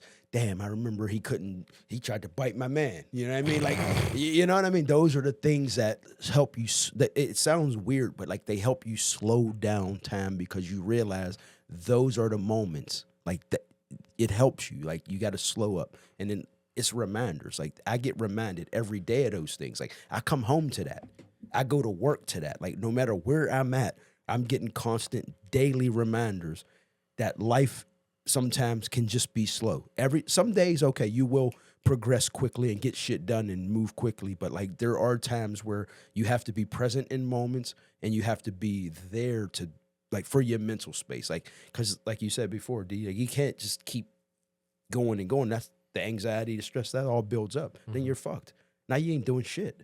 It's just like for me, I love those reminders. Honestly, like I need them. I think of the rabbit from Alice in Wonderland. I'm late for an important date. Like he's late. My whole life, bro. If he's always late, he's always running around. Did he even accomplish anything? Has he ever gotten to where he's supposed to be? If he's always late, I'm late. I'm always late. I'm always late. Like so. To Why your aren't you statement, right where you're supposed to be? right? Yeah, always. I late. mean, right. Never but, right where you're supposed to be. Yeah, but and then it's scary because like you said, like, when you look back at those moments, that's when you realize, fuck, it was actually good for me. I'm glad I had that. Yeah. You know, you can actually appreciate it more, but in the moment, you don't really, you know, you can't. Like sometimes you can. Like you get, like you said, you rode your bike somewhere, like you get to the top of a peak, and you gonna feel that immediately. You know, like that feels so much better. Like that's instant. But like over the course of time, when you deal with something like that, like a sick pet or whatever the case is, like that time when you reflect, that's when the moments get created. So I think it's both ways. That you can have in the moment moments, and then you can have moments where you have to reflect to get that. How did I slow down time, like to appreciate it more? And then you could use that for the next example. So like when I get into something else, all right, I remember this. So let me focus and try to live in this moment and not rush through it. You know what I mean? It's like a lesson you learn. I feel like you're explaining a loop that allows you to just keep experiencing that badass loop of, oh, I did something. Cool. Now I'm reflecting. Okay, now I get to do something again. And it's just this, if you can get to that place. Yeah. Because if you can't get to that place of that regenerative loop of, I do something, I get to reflect on it. Now I get to do something based off of my reflection. Okay, now I get to integrate these 3 new things that I just found. Hopefully. Or whatever. Yeah. I mean, that. It ain't always going to be sweet. Hopefully you can. No, I mean, like I said, it's not, we talked about it 100 times. Everything ain't going to be perfect, but like if you can get one, that's a win. Like we just talked about, it ain't always hard to calculate a win, but if you can get one, fuck it. Yeah, but those loop closings sometimes, like you just referenced, and we're talking about a pet. Yeah. You know, at the end of time with a pet, a sick pet. That's not a loop that you want to be living in, but No. that's a loop that's going to teach you a lot. Right. That's my point. It's what you learn from it. Yeah. To put to the next situation. Like it helps you build the cachet of things that you know you can progress forward with. Something like a hard time. It doesn't have to be a death of a pet. It could be something positive. You know what I mean? Like it's just the way you incorporate the example. That's just the way I look at it. You know what I mean? Like it depends on how you look at it. Like perspective is everything. You know what I mean? Like, you know, we all look at that. We all answer these questions all different kinds of ways. That's a great thing. Like, you know what I mean? Like some shit you say is like, wow, like you opened my eyes to something today. You know what I mean? I'm grateful for that, honestly, you know? Well, it's cool when you get people together and you start spewing perspectives and you start actually being open to other people's perspectives. Of course. Because that's the hard part, is sitting here and like all of us can come from a cool different angle. But if it's like, yeah, okay, whenever Jeff talks, like, yeah, I listen, but like I'm not really listening. Yeah. That's fucked. Yeah. But if you're not willing to come sit down at the table and have your own perspective, but also be open-minded enough to be able to see those loops, yeah, dude, you fucking lost. There's the door. Walk through the portal, bud. Yeah, it makes me think about these moments where something like as as small as helping Broderick up the stairs, all the way up to like the most important meeting you've had all month at work, to dancing with your mom at her birthday party, like all the way to eating an Uncrustable on the way to do the podcast today. Like I think like what I have found on my side would be like to add a certain amount of weight to each of those things, but for me, as you guys were talking, thinking maybe I should just offer the same amount of weight to all those things. They're all just as important, and not to take away something as special as like a moment with your mother. I'm just thinking for me is like I should treat the taking out the trash just as much as I should treat a big meeting at work, as much as I should take a conversation with my girlfriend or a moment with my little sister. Like those types of things should carry the same amount of weight. And the most I can do instead of being worried about the future is if I just live in the present moment as much as possible, that's the most I can do to benefit myself in the future. Is just find myself always right there. Well, I think about if you're going That's to, great. if you're going to view all those at the same weight, I'm going to get real strong real quick because I'm going to be doing a shit ton of reps at the same weight. And then that to me would open you up to being able to take on more and more. So when there's those shitty days when like 40 tasks come at you instead of the 20 that you've been like, oh, 20 tasks have been not easy, man. I've been putting in now. 40 task feels like nothing because you've already built the endurance for it. Right, wearing the weighted vest. Yeah. Yeah, absolutely. I like that. I like that putting the same weight on things. I'm not saying it's like the most healthy do it all the time thing. Like obviously there's some heavy shit you deal with in life and there's some lighter shit, of course, but like making sure that you're putting the same amount of emphasis on everything you do in the same manner would be a way that I'd find more fulfillment in the things I do on a daily basis, as opposed to like, I got to get through all this little shit so I can get to the big shit. Like, why can't it just all be the same? Yeah. I like it. Ripping here. Question 5. Have you ever looked back and realized you were rushing through a phase of life that actually deserved more attention? What would you do differently now, Jeff? Oh, shit, he went right to me. Looking right at you, Batman. Yeah. Honestly, when I looked at this question, bro, like that specific, I'll get real specific because I thought about this. I even started like talking to my brother, like getting on his nerves about it. Cause like, I was like prefacing something with this, but anyway, my teenage years, dude, like honestly, like when I look back at like specifically high school, like, and I say that is because like, I wanted to be so done with like those years. I just wanted to be so done with high school and get on with life that I didn't realize that, you know, those years are supposed to be what starts you to get where you want to go. And like in the public school setting, bro, like the curriculum is so easy, bro. It's set up for you to get a good grade and get a free college education and get those things and get out of everything that I ever wanted to get out of, the projects, poverty. Like I had it wrapped up in a fucking bow for me. It was there for the taking, bro. So when I look back at those years, like hindsight's 2020, we all know that. But like when I look specifically at those years, dude, that was supposed to be the time where I was supposed to set myself up for success.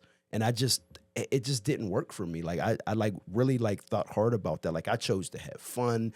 I chose to like be a class clown and like all the shit you do in school and then like I said, like it's not like a private school or something like that where, you know, dude, my school still taught Christopher Columbus and shit like that. Like basic, simple education shit that I can learn the whole public school curriculum on fucking YouTube in 20 minutes. Yeah.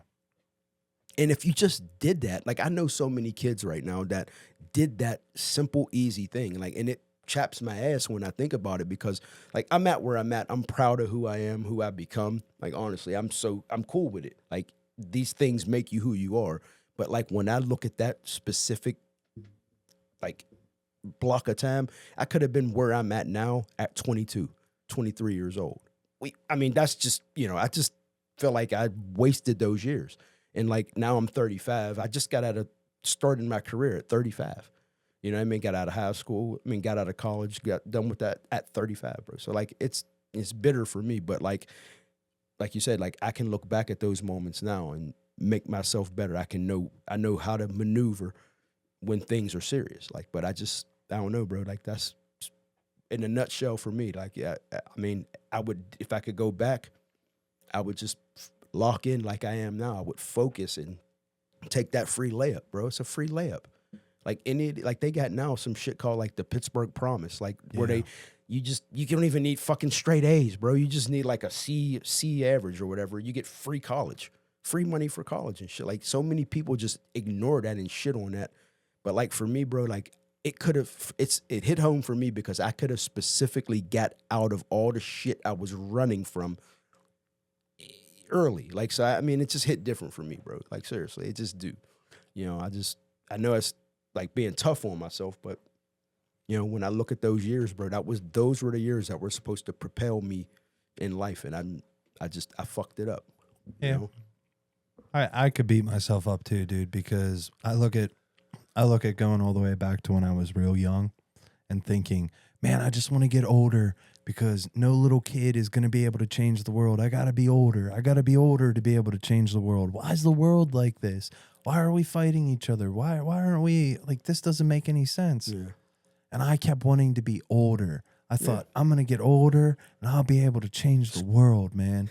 And you keep getting older and like, yeah, you can change the world, but you could very easily just change the world by just being a badass version of yourself. Yeah. Just being the best version of you, showing up with love, showing up with every day, making life look like it's worth living.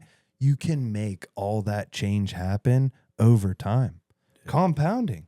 Yeah. But sitting here and thinking that you're going to fucking change the world by going and fighting off some evil or something like that, that's what I was doing to myself. I was constantly rushing my life to get to an age where I was old enough to be able to fight the fucking world. Yeah.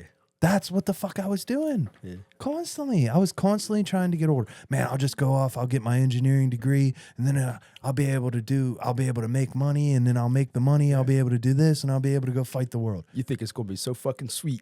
Like, that's what yeah. But why was I always trying to fight the world, I don't dude? know. I feel you. I don't know. I'm here. I'm talking about it. I don't know. Like, why did I want to fight the world so hard? And Yeah. I just feel like the world was showing me how much it wanted to fight itself.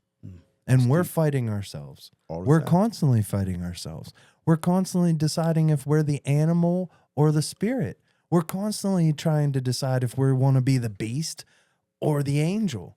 And it's just like, or the animal and the angel is what some people like to say to try to keep this, you know, the symmetry, make it easy, you know, double A's and shit.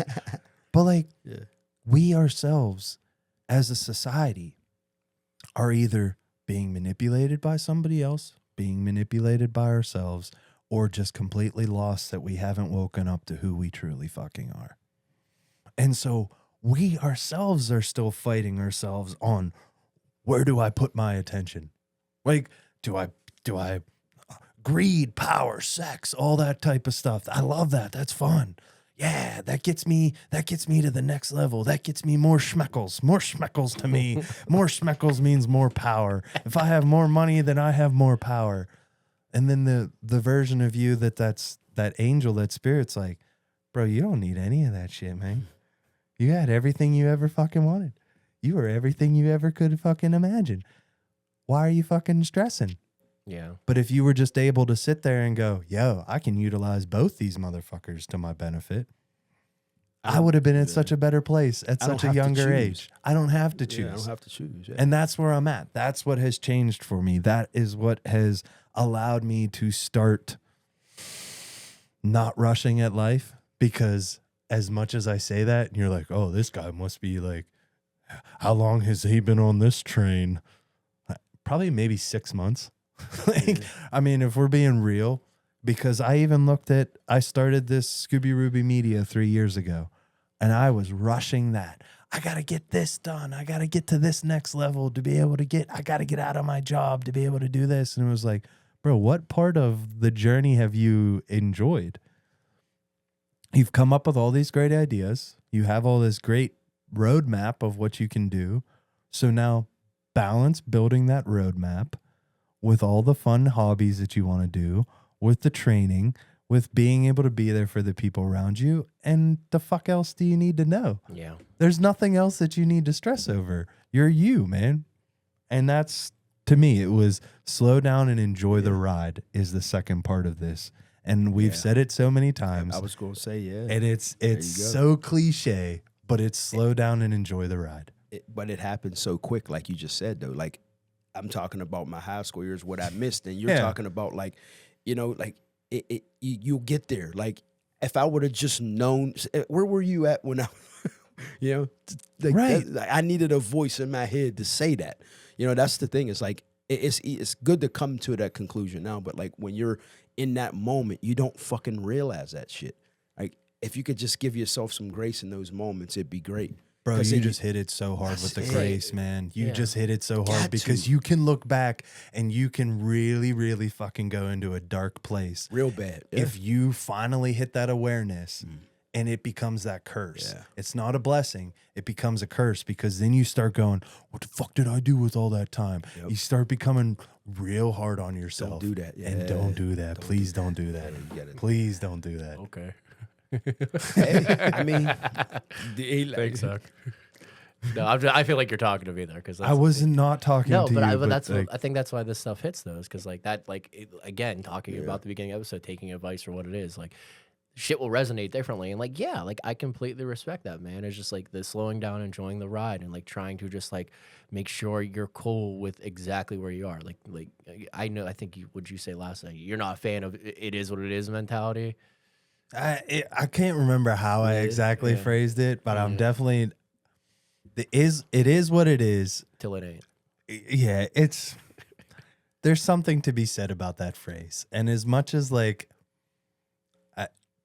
it just doesn't feel fully It's there okay. for It's me. okay. And I'm still processing that statement and I'm What it trying to is, what figure it out is. like I'm trying to figure out what I like about that and what I don't like. But it's about like that. what about what's my perception? yeah, right. It's all perspective, bro. Like you could Perspective, feel, yeah. you could feel like, like that bad or good about it, but like, it's all in how you interpret that shit, man. What Like, about tis what it is? I mean, like 'cause Anyone? some people will take some people will take Just it as because what you it got is. Like, autism, man. some people, some people take that as you don't give a fuck though, and I might not like I might say, oh, it is what it is, and what you don't give a fuck. No. I'm just saying that Why am I giving a power of shit if I can't it's control? fucked up, it's Like, fucked up. Like I'm not saying I don't care or I care, but it's fucked up.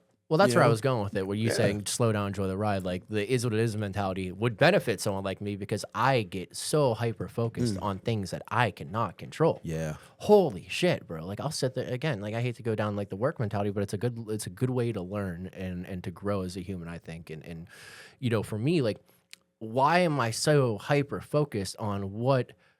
Like again, it might speak to a victim mentality type setup where like, oh my God, here's all the things lining up against me, everything that I have to work through to get to where I want to go or where I want to be or who I want to be, and not okay, that's all great, but like now that like that's the cheat code. You know what's in front of you, and you can't control any of it, but what you can control is how you approach it. With your attitude and your effort and whatever you do. So why worry about all the shit I cannot control and think about, oh, fuck, dude, this is all these things stacked against me. Why don't I just go like, you know what, man? It is what it is. I'm just going to go and do exactly what I know I'm here to do and live my life in the most aligned way possible. And if the shit works out, amazing. And if it doesn't, well, then it wasn't supposed to anyway. And just go, man, it is what it is. It's all good. Hey, Yeah. so, look, Yeah. That's like I told you, bro. With the old people I work with, bro. The whole agenda. I'm telling you. Yeah. 80-year-old lady come in here, plans out the window. Dog. I work It's with over. I work with some old heads around the arena, all the ushers and all the people, and they're so fun. I love them so much. There's you'll get some amazing shit out of those people. But that is the one thing is like, I always come up like, hey Steve, whatever, and I'm like, oh hey Derek, oh how was that pizza you were talking about 3 weeks ago? I love pizza. Back when they Oh, invented man, yep. pizza, and I'll go, bro. Oh, shit. I am like, I gotta meet a guy in 5 minutes. He's like, yeah, it'll only take a second. So pizza, and He I'm still like, wanna I'm tell like, you his oh, shit, bro. yeah. He's really like, I'll start walking. He starts walking with me. I'm like, bro, I gotta Yeah. go. But like those moments are like, okay, like, God damn, bro. But like that's like you're not seeing it for what it is. That person might tell you something that'll last a fucking lifetime. I talked about going and playing golf last spring too.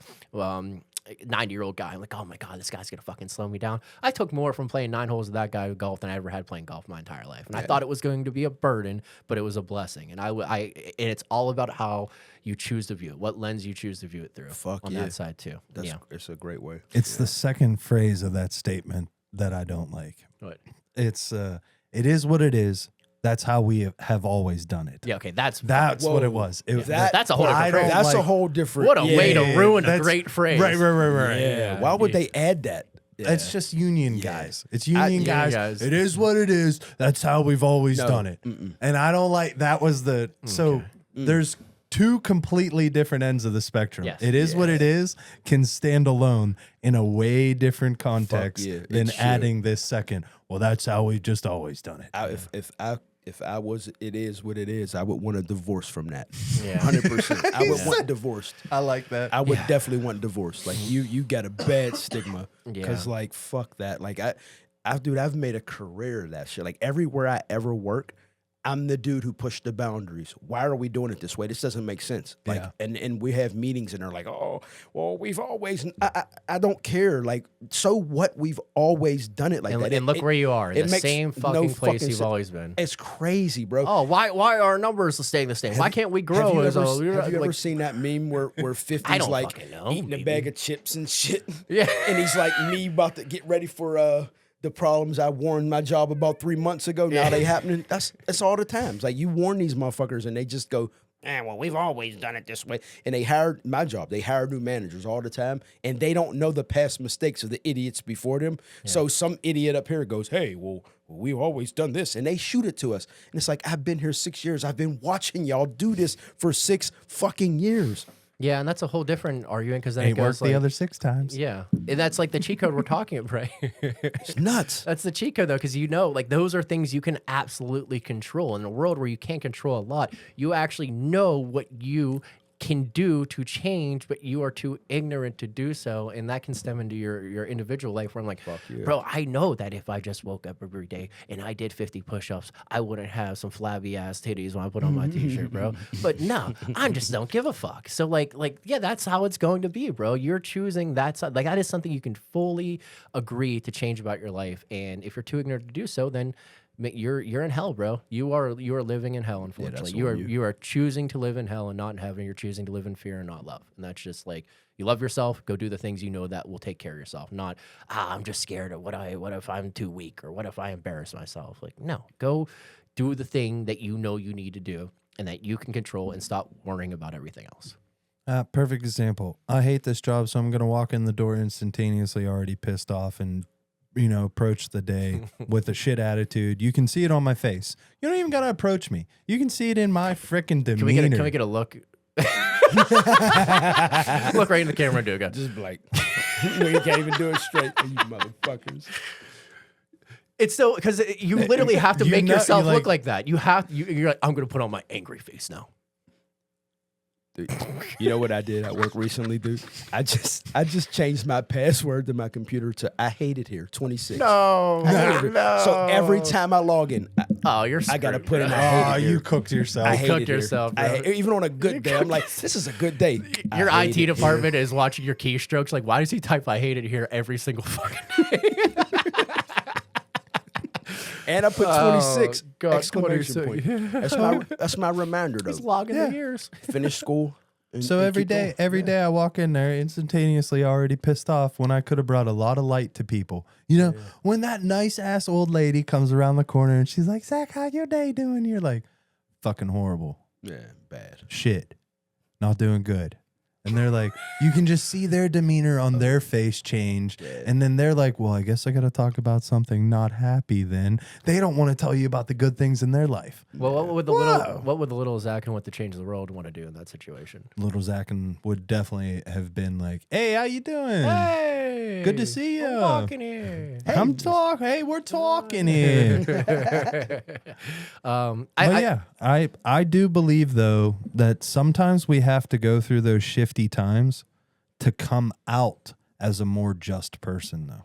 Yeah. So you got to go through some of those times when you're like, am I this or am I that?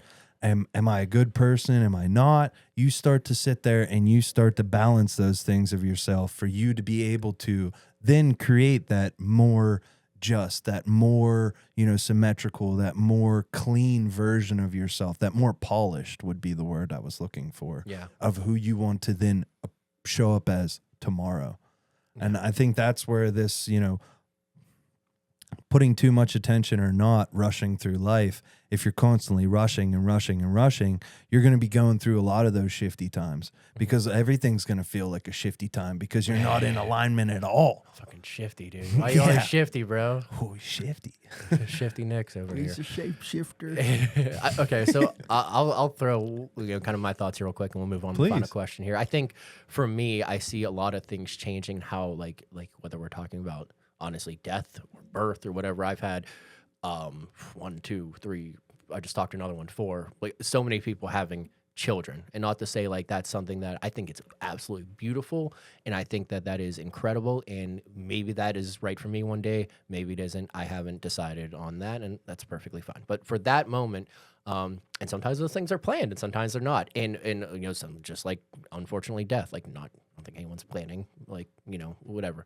Thought process here is that like so much uncertainty can occur that for me and where I am right now, thinking about a moment where like I may be rushing through life. I actually didn't do that too often growing up. I dude, I liked it. When I was younger, I was like, I'm just hanging out, dude. I'm doing my thing. Whatever gets taken care of, gets taken care of. And I actually think I had a lot of that when I was younger. And as I get older to like where I am, probably right now is one of those moments where it's like, what am I rushing through things currently? And a lot of the time I do feel like I am, like these moments of like, you know, moving into a new home with my girlfriend, and we get to build this like first real feels like home together. And like, I just want to get all the furniture built up. I want to make it feel like home. Like it already is home. I already had that opportunity, and just realigning that thought process. And like, I think for me, what's really cool that I need to take advantage of as much as I need to right now, thinking about instances of like, you know, birth or death or whatever, these really big life changes that can occur to anybody, is that right now I have this pocket where I kind of have the freedom, even though I have a lot of people like, I want to make sure that like, I don't say I hold myself accountable to, but I want to be a beneficial part of their life. Like I do have this freedom that if I just were to decide to say, I'm going to leave now for 2 weeks, goodbye, outside of my job, probably not being stoked about that. Like I can just kind of have the freedom to do whatever I want. When I want to come here on Wednesday, do the podcast, no one ever questions me about it. When I want to go for a bike ride, I can go do that. And like, I find myself so caught up in like what I find to be important right now that I feel sometimes I'm rushing through this freedom that I currently have. I have all the resources I need. I have enough money. I, you know, always want more, but I have enough money to kind of do what I want. And I'm not a very, you know, tangible need person. I'm wearing, I think I have one good pair of pants right now. I wear it every day. I think people at work will, hey man, you gotta wash those pants. But like My good pants. yeah, these are my good pants. But like realistically, like I want to make sure that I can really focus in on this pocket I'm currently in right now and make the most of it and not rush through it, because like, not to say like, talking to our boy here who is 40, like, what's next? 40s, 50? I'm like, shit, dude. I mean, I've already spent 30 years here. What's it look like in another 30? Bro, I'm 60. I'm chilling. So much life has passed me by. Like, this is the meat on the bone that I have in front of me, and not to take away from those later years of my life. They'll be beautiful too. But make sure that like, I really hone in on the freedom I currently have to do the things that serve me best. I can finally take care of myself and grow myself in the way I want, where a lot of that has felt like survival in the past. And now it feels like I have this like beautiful, unchained freedom to just like whatever Derek wants to do, I can do. Well, go watch any of these beautiful YouTube pages that these guys have, girls or guys have created, where they just go and they interview people like you're dealing with on a regular basis, people in their 80s, 90s, you know, 70s. And they ask them, what do you suggest to anybody younger? And it's don't waste any time. Like it's constantly reiterated. Don't waste any time. Don't regret any decision. Don't regret, should I have left that job to go hunt down that thing? Don't regret, should I have started that hobby at any point in time? And that's, for me, is like, I sit here and I'm listening to these people and I'm young with this awareness, and I'm sitting here and I'm like, bro, you gotta have grace for yourself, 100%. because you have a lot of knowledge that a lot of people around you don't have. So that's beautiful. That's amazing that you have that awareness. But are you going to allow it to turn you into a manic person, or are you going to allow it to turn you into the master of your destiny. Yeah. And I think about like Jeff, like mentioning like, you know, where you were in like your 20s and they're like, I should have just taken that leap then as opposed to now. Not to speak directly to you, it's just an example is like, okay, so like for you or for me, like what is that moment right now that you'll look back in 10 years and go, damn, bro, if I just would have did that when I was 40, that's what I challenge all of us to take away from this is like, what is that moment right now? What are you looking at dead in the face and going like, I know this is right for me, but I'm just going to choose to like keep going the way I'm going. I'm just going to keep going down that path. And then you'll find yourself and, you know, the last thing you want to do is live in regret, obviously, but like, I would challenge us to all take a chance to like look at that and go, okay, what are those like eat the frog type situations? Like if I just got off my fucking ass and went after and did this, like I'm gonna be so grateful that I did at that moment. And I think like the most challenging moment is the next one, making sure you're present in that moment and living it to its fullest. Oh yeah, Bingo, dude. Yeah. Let's wrap it up. Question 6: if time is the most precious resource, what are you consciously choosing to give it to right now? If time is the most precious resource, what are you consciously choosing to give it to right now, and what needs to be reevaluated? For me, I think realistically, like what you just said, thinking about those instances where you find someone who's in their more mature stages in life and they ask, what is the most important thing that you would have focused on, or what, not a regret, but like, what do you wish you focused on more? And like, actually fucking listening to those people, like really listening just as much as you wish like a younger sibling or your niece or nephew or someone who just started their journey in work, you know, in their 20s or whatever, and you're telling them, you're like, why don't you just listen to me? Like those old people, those old heads, dude, they're chill. They're not going to scream at you. They're just going to say, they're going to drop some crazy wisdom and it's probably going to float right out your other ear and you'll be on your way. And the more that you can, again, if we're talking about living the present moment, sit there and know however much it might pain you and your body's like, I should be doing something else, listening to that and understanding what they have to say, which is like just spending time with your loved ones. Like that alone, like I don't do it enough. I wish I was over at your house more, spending time with my sister and my mom.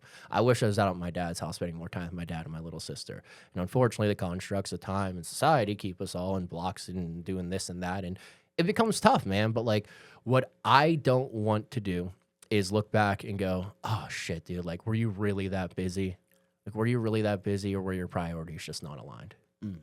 And that's tough for me because, you know, that can be like, you know, one end, like spending more time with loved ones, also could just be like getting back into like feeling centered as a human being. Like I deserve that. I deserve to feel like a free spirit, a free person to go do what I want. If I want to go take a nap on the fucking couch, I don't have a couch currently, but I'm going to do it. I'm going to get one and I will take a nap on it.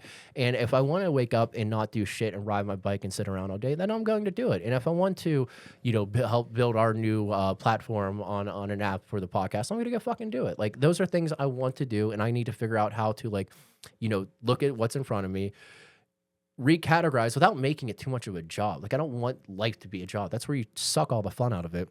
But like really focusing on at age 33, like, hey man, like in 10 years, without putting too much weight on it, what are you going to say? Like, oh man, that's what I should have been focusing on at that point, because you know what it is. Like you do know, and you can allow all the noise and all the distractions to pull you away from that. And thinking about like, God, propaganda, like everything's telling you to like greed and money. No one's ever telling you to be an angel and go find yourself. You might see someone graffiti that on the side of a road on a bike ride once. Like, oh, that's nice. But no one's like promoting that to people, which is probably why you should probably go find it for yourself. Like that's the journey, is to go find that for yourself. So for me, it's like those moments of like, not like what's next or am I doing this right or whatever it might be. It's like, okay, if I just take the pockets to align myself with who I am as much as possible, understand how I prioritize the things in my life, my family, my friends, my loved ones, my passions, and just go do that and go with the flow that way, then I probably won't end up with regrets anyway. Yeah. You talked about what are you should be prioritizing, and mine, what I'm prioritizing currently is myself. Yeah. I stressed myself chunky again. I was actually down, you know, Anastasia and I were looking at pictures, and I was like beating myself over the number on the scale because I got myself back down to 180. I had myself in a medium t-shirt 3 years ago. Nice. And I'm not in a medium t-shirt right now. Could I put a medium t-shirt on? Yeah, I could put it on. I could put it on. It might be a little tight. So for me, I'm really prioritizing myself currently and really finding that balance of, hey man, is this one podcast clip that you're going to release today really going to change the tides? Is it really going to change the tides? If you believe it, if you're in your side of your head and you believe that this one podcast is going to change the tides, then you better fucking do it. But if you're inside your head and you sit there and go, dude, this one podcast clip, this ain't gonna break the camel's back, then it ain't gonna break the camel's back. We don't realize how much our brain really, really, really controls what all happens. So if I'm sitting here and I'm talking to D and we're discussing the strategy for the podcast, hey man, how the hell are we gonna grow this thing? Well, we got to do one clip a day. If that's what we believe, then we better fucking show up and we better goddamn do it. But if we know that one clip a day, going on to all these apps where these are people, and this is me trying to be as polite as possible, there's all the majority of the people who are using the apps that we are trying to put these small, short form content on are short form, short attention span, quick type of people. Am I going to really, really, truly wean out any of the people who are going for the depth of life from these apps that are just about the instant gratification of life rather than digging into like the real questions of like, why the fuck do I exist? And is there a grand scheme to all this? Going to McDonald's for a 5-star meal, dude. Yeah. Like, what'd you expect to happen? So for me, like, I know nothing yet about financial things, but I'm going to perform them. I'm going to keep showing up and performing them when it comes down to business. I'm going to keep doing all these things of versions of me that I'm not, but one day I'm going to turn around and go, oh, I am him. That might happen. That might not. But am I going to beat myself up and constantly reevaluate this stuff? Maybe. Maybe you should. Maybe it's not a bad thing if I do that. Yeah. But if I do it to the point where, like I said, I become manic and not the master of my destiny or my reality, that's when I fucking failed. Yeah. And so what I'm focusing on right now is myself, and at least trying to choose myself, which I was not someone who really did. Yeah. Per se, because I felt like I was someone, and you can really be shown how much of a version of yourself you are by looking at the people around you. Because I thought that I was this like people pleaser, and I am a really good people pleaser. This is definitely something that has plagued me. Then I met Derek. Then I met Brandon. And so Brandon literally blows my people pleasing out of the water, and his people pleasing blows my people pleasing out of the water. So it's just Already, yeah. like That dude. Yeah. like Good guy. as Good fucking guy. really, really, Really fucking good And I guy. don't even know him much as you guys. My experience has been great. But like Yeah. you can be shown if you take the time so much from yourself. And I want to reiterate how much time you could waste in your life. How many years could go by, how much time could be absolutely just a waste if you don't take the time. For instance, my example is I went through like a 50 question AI this past week that does every single psychology like breakdown to build your identity and your character and give you like the deepest version of what you actually are, your essence. Okay. I did like a 50 fucking question thing. You have to, this isn't a agree, disagree, or strong. Like this is, you have to write like a sentence to a paragraph for every question. I go the whole way through that sumbitch. It tells me that the most significantly close versions of people that have existence that are like you or have been like you are Tony Robbins, Steve Jobs, and Fred Rogers. I already thought I was an empathetic person, but I got empathy Mr. Master and empathy fucking wizard who I was doing this podcast with, as much as I have an astronomical amount of empathy. I'm not taking that away. But 3 weeks ago, I went over and spent a Friday with Brandon. I took off and I went over and spent a Friday with him and Hannah. Son of a bitch gives me 2 frickin' books from Tony Robbins and says, bro, goddamn, dude, you remind me, like, if there's anybody out there who I think could match your energy, especially at your age right now, like, it's Tony Robbins.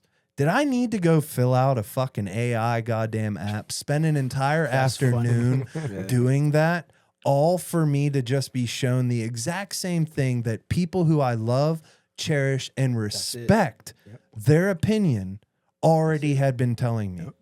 There's value in that. I talked about it before. There's so much value in that. Having those people that know you, that influence from the outside of real influence and love, bro. That probably made you feel great, bro. Like this I is spent somebody $30. I spent $30 on because it He said said I spent $30. I spent $30 to get the results, and I was like, "Fuck."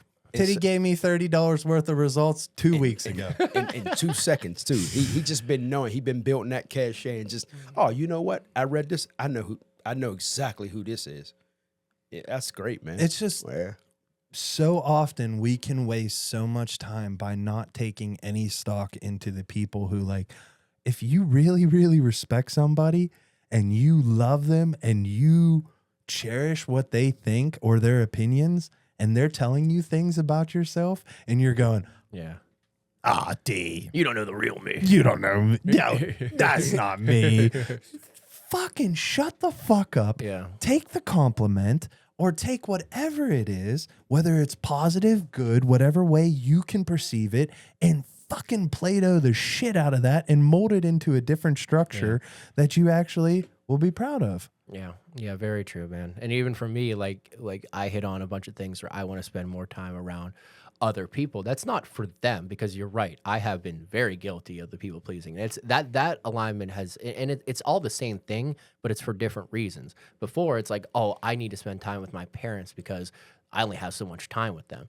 But like, while that is true, I also now want to do it for a different reason, because spending my time with my parents reminds me of who the fuck I am and why I'm here, in the best versions of me and who I was at its core, and not after I was, thrown out to the wolves to like go try to make a life for myself. And not to say like I've always had those people around me, but it's like, oh, I'm tough, I can go do this by myself. And you're gonna lose yourself that way, man. You end up losing yourself. So not to say I don't want to spend time with like the closest people in my life because it will benefit them. Sure, it will, but it's gonna benefit me. And I just have to choose to look at it through that lens. Yeah, if you do not look at it that way and you constantly think, oh man, I'm just here at another fucking family function. God, son of a bitch, I could be doing this, this, and this today, versus, yo, what am I going to get out of this family function today? Yeah. You know what that, and it's not even you have to get something out of it, because that sounds like, oh, I got to go to this because I'm going to get something out of it. But it was when you're sitting there and you think in that moment, I'm just here to please the people that I'm around. That's when you failed. Yeah. That's when I failed myself. And when I finally succeeded for myself was when I said, I'm here for all these people, but there might be one of those fucking Jeff Little golden nuggets that I might get out of this situation. So I'm here for the people, but I'm also going to be here for me, and maybe try to scan the room.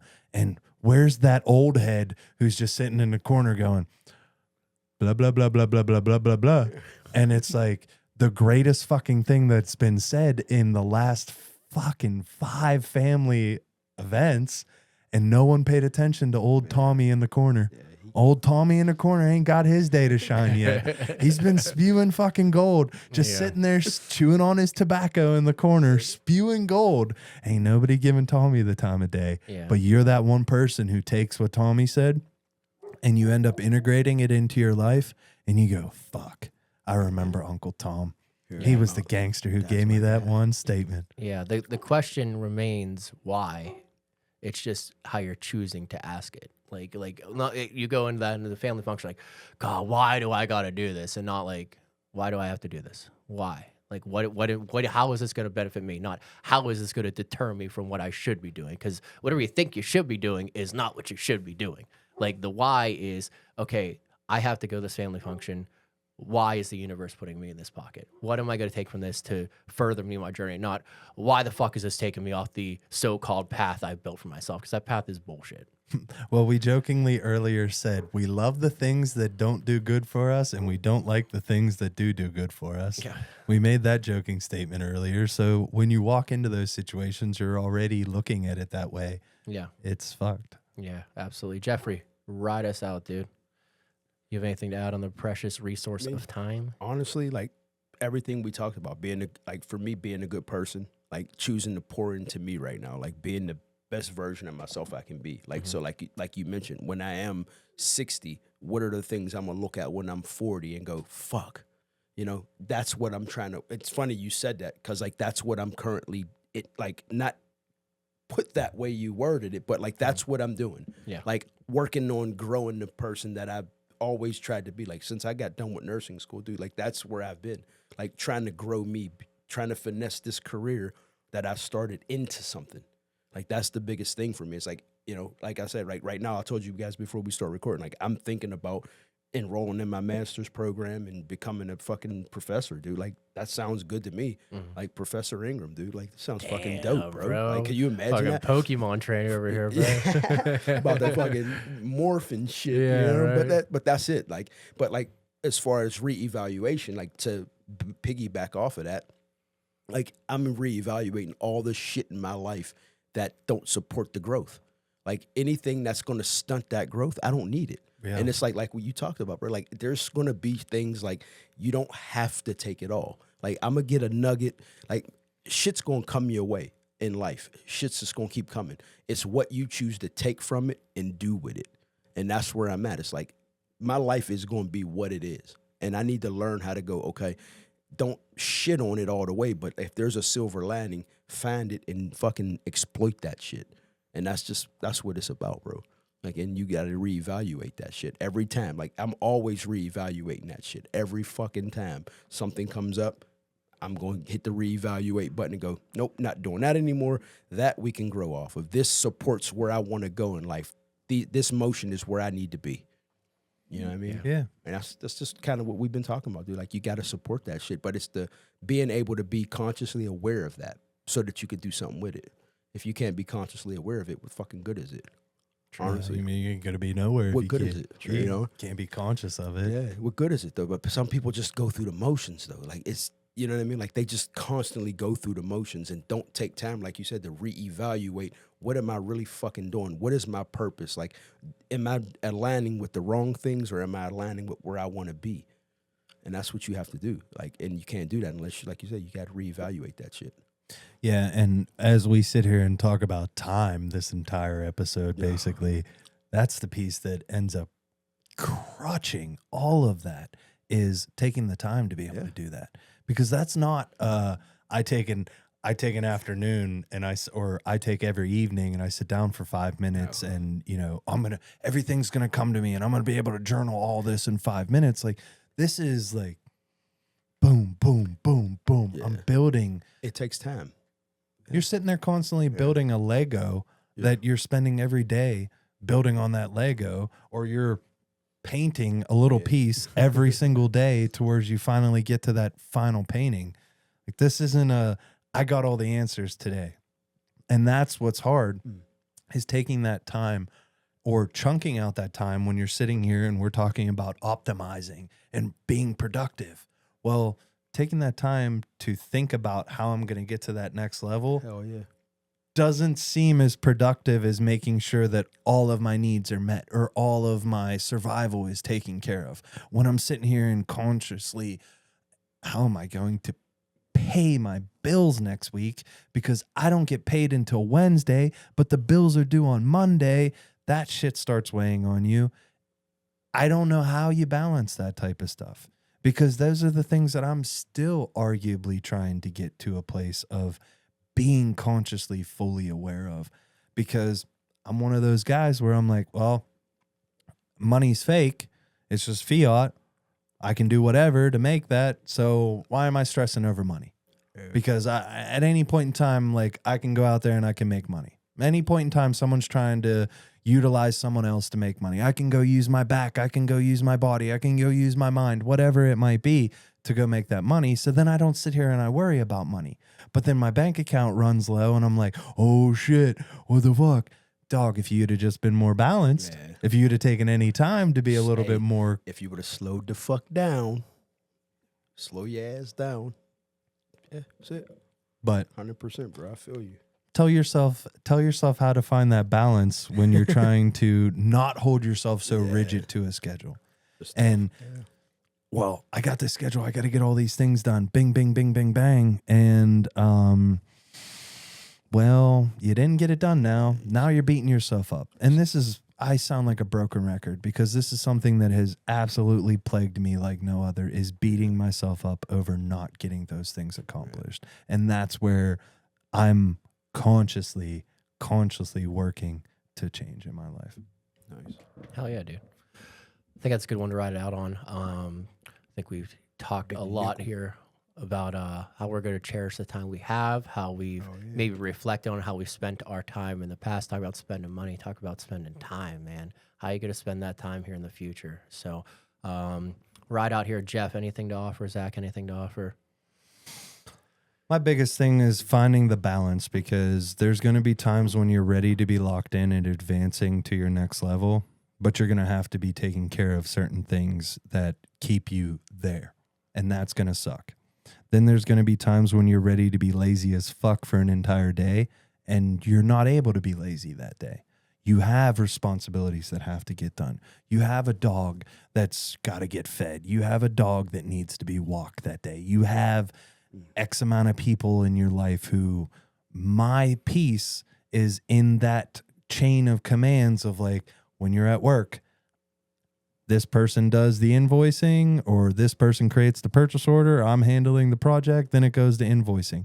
If I'm not the piece of that puzzle in that, then there's a hole there. So I have to show up. Finding that balance of not allowing time to manipulate you, like I said, of turning yourself manic, but allowing yourself to transcend yourself into the master of your reality, is everything that I want to just hammer home.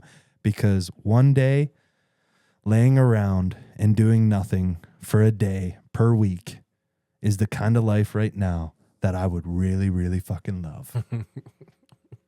And I don't know how to give myself it.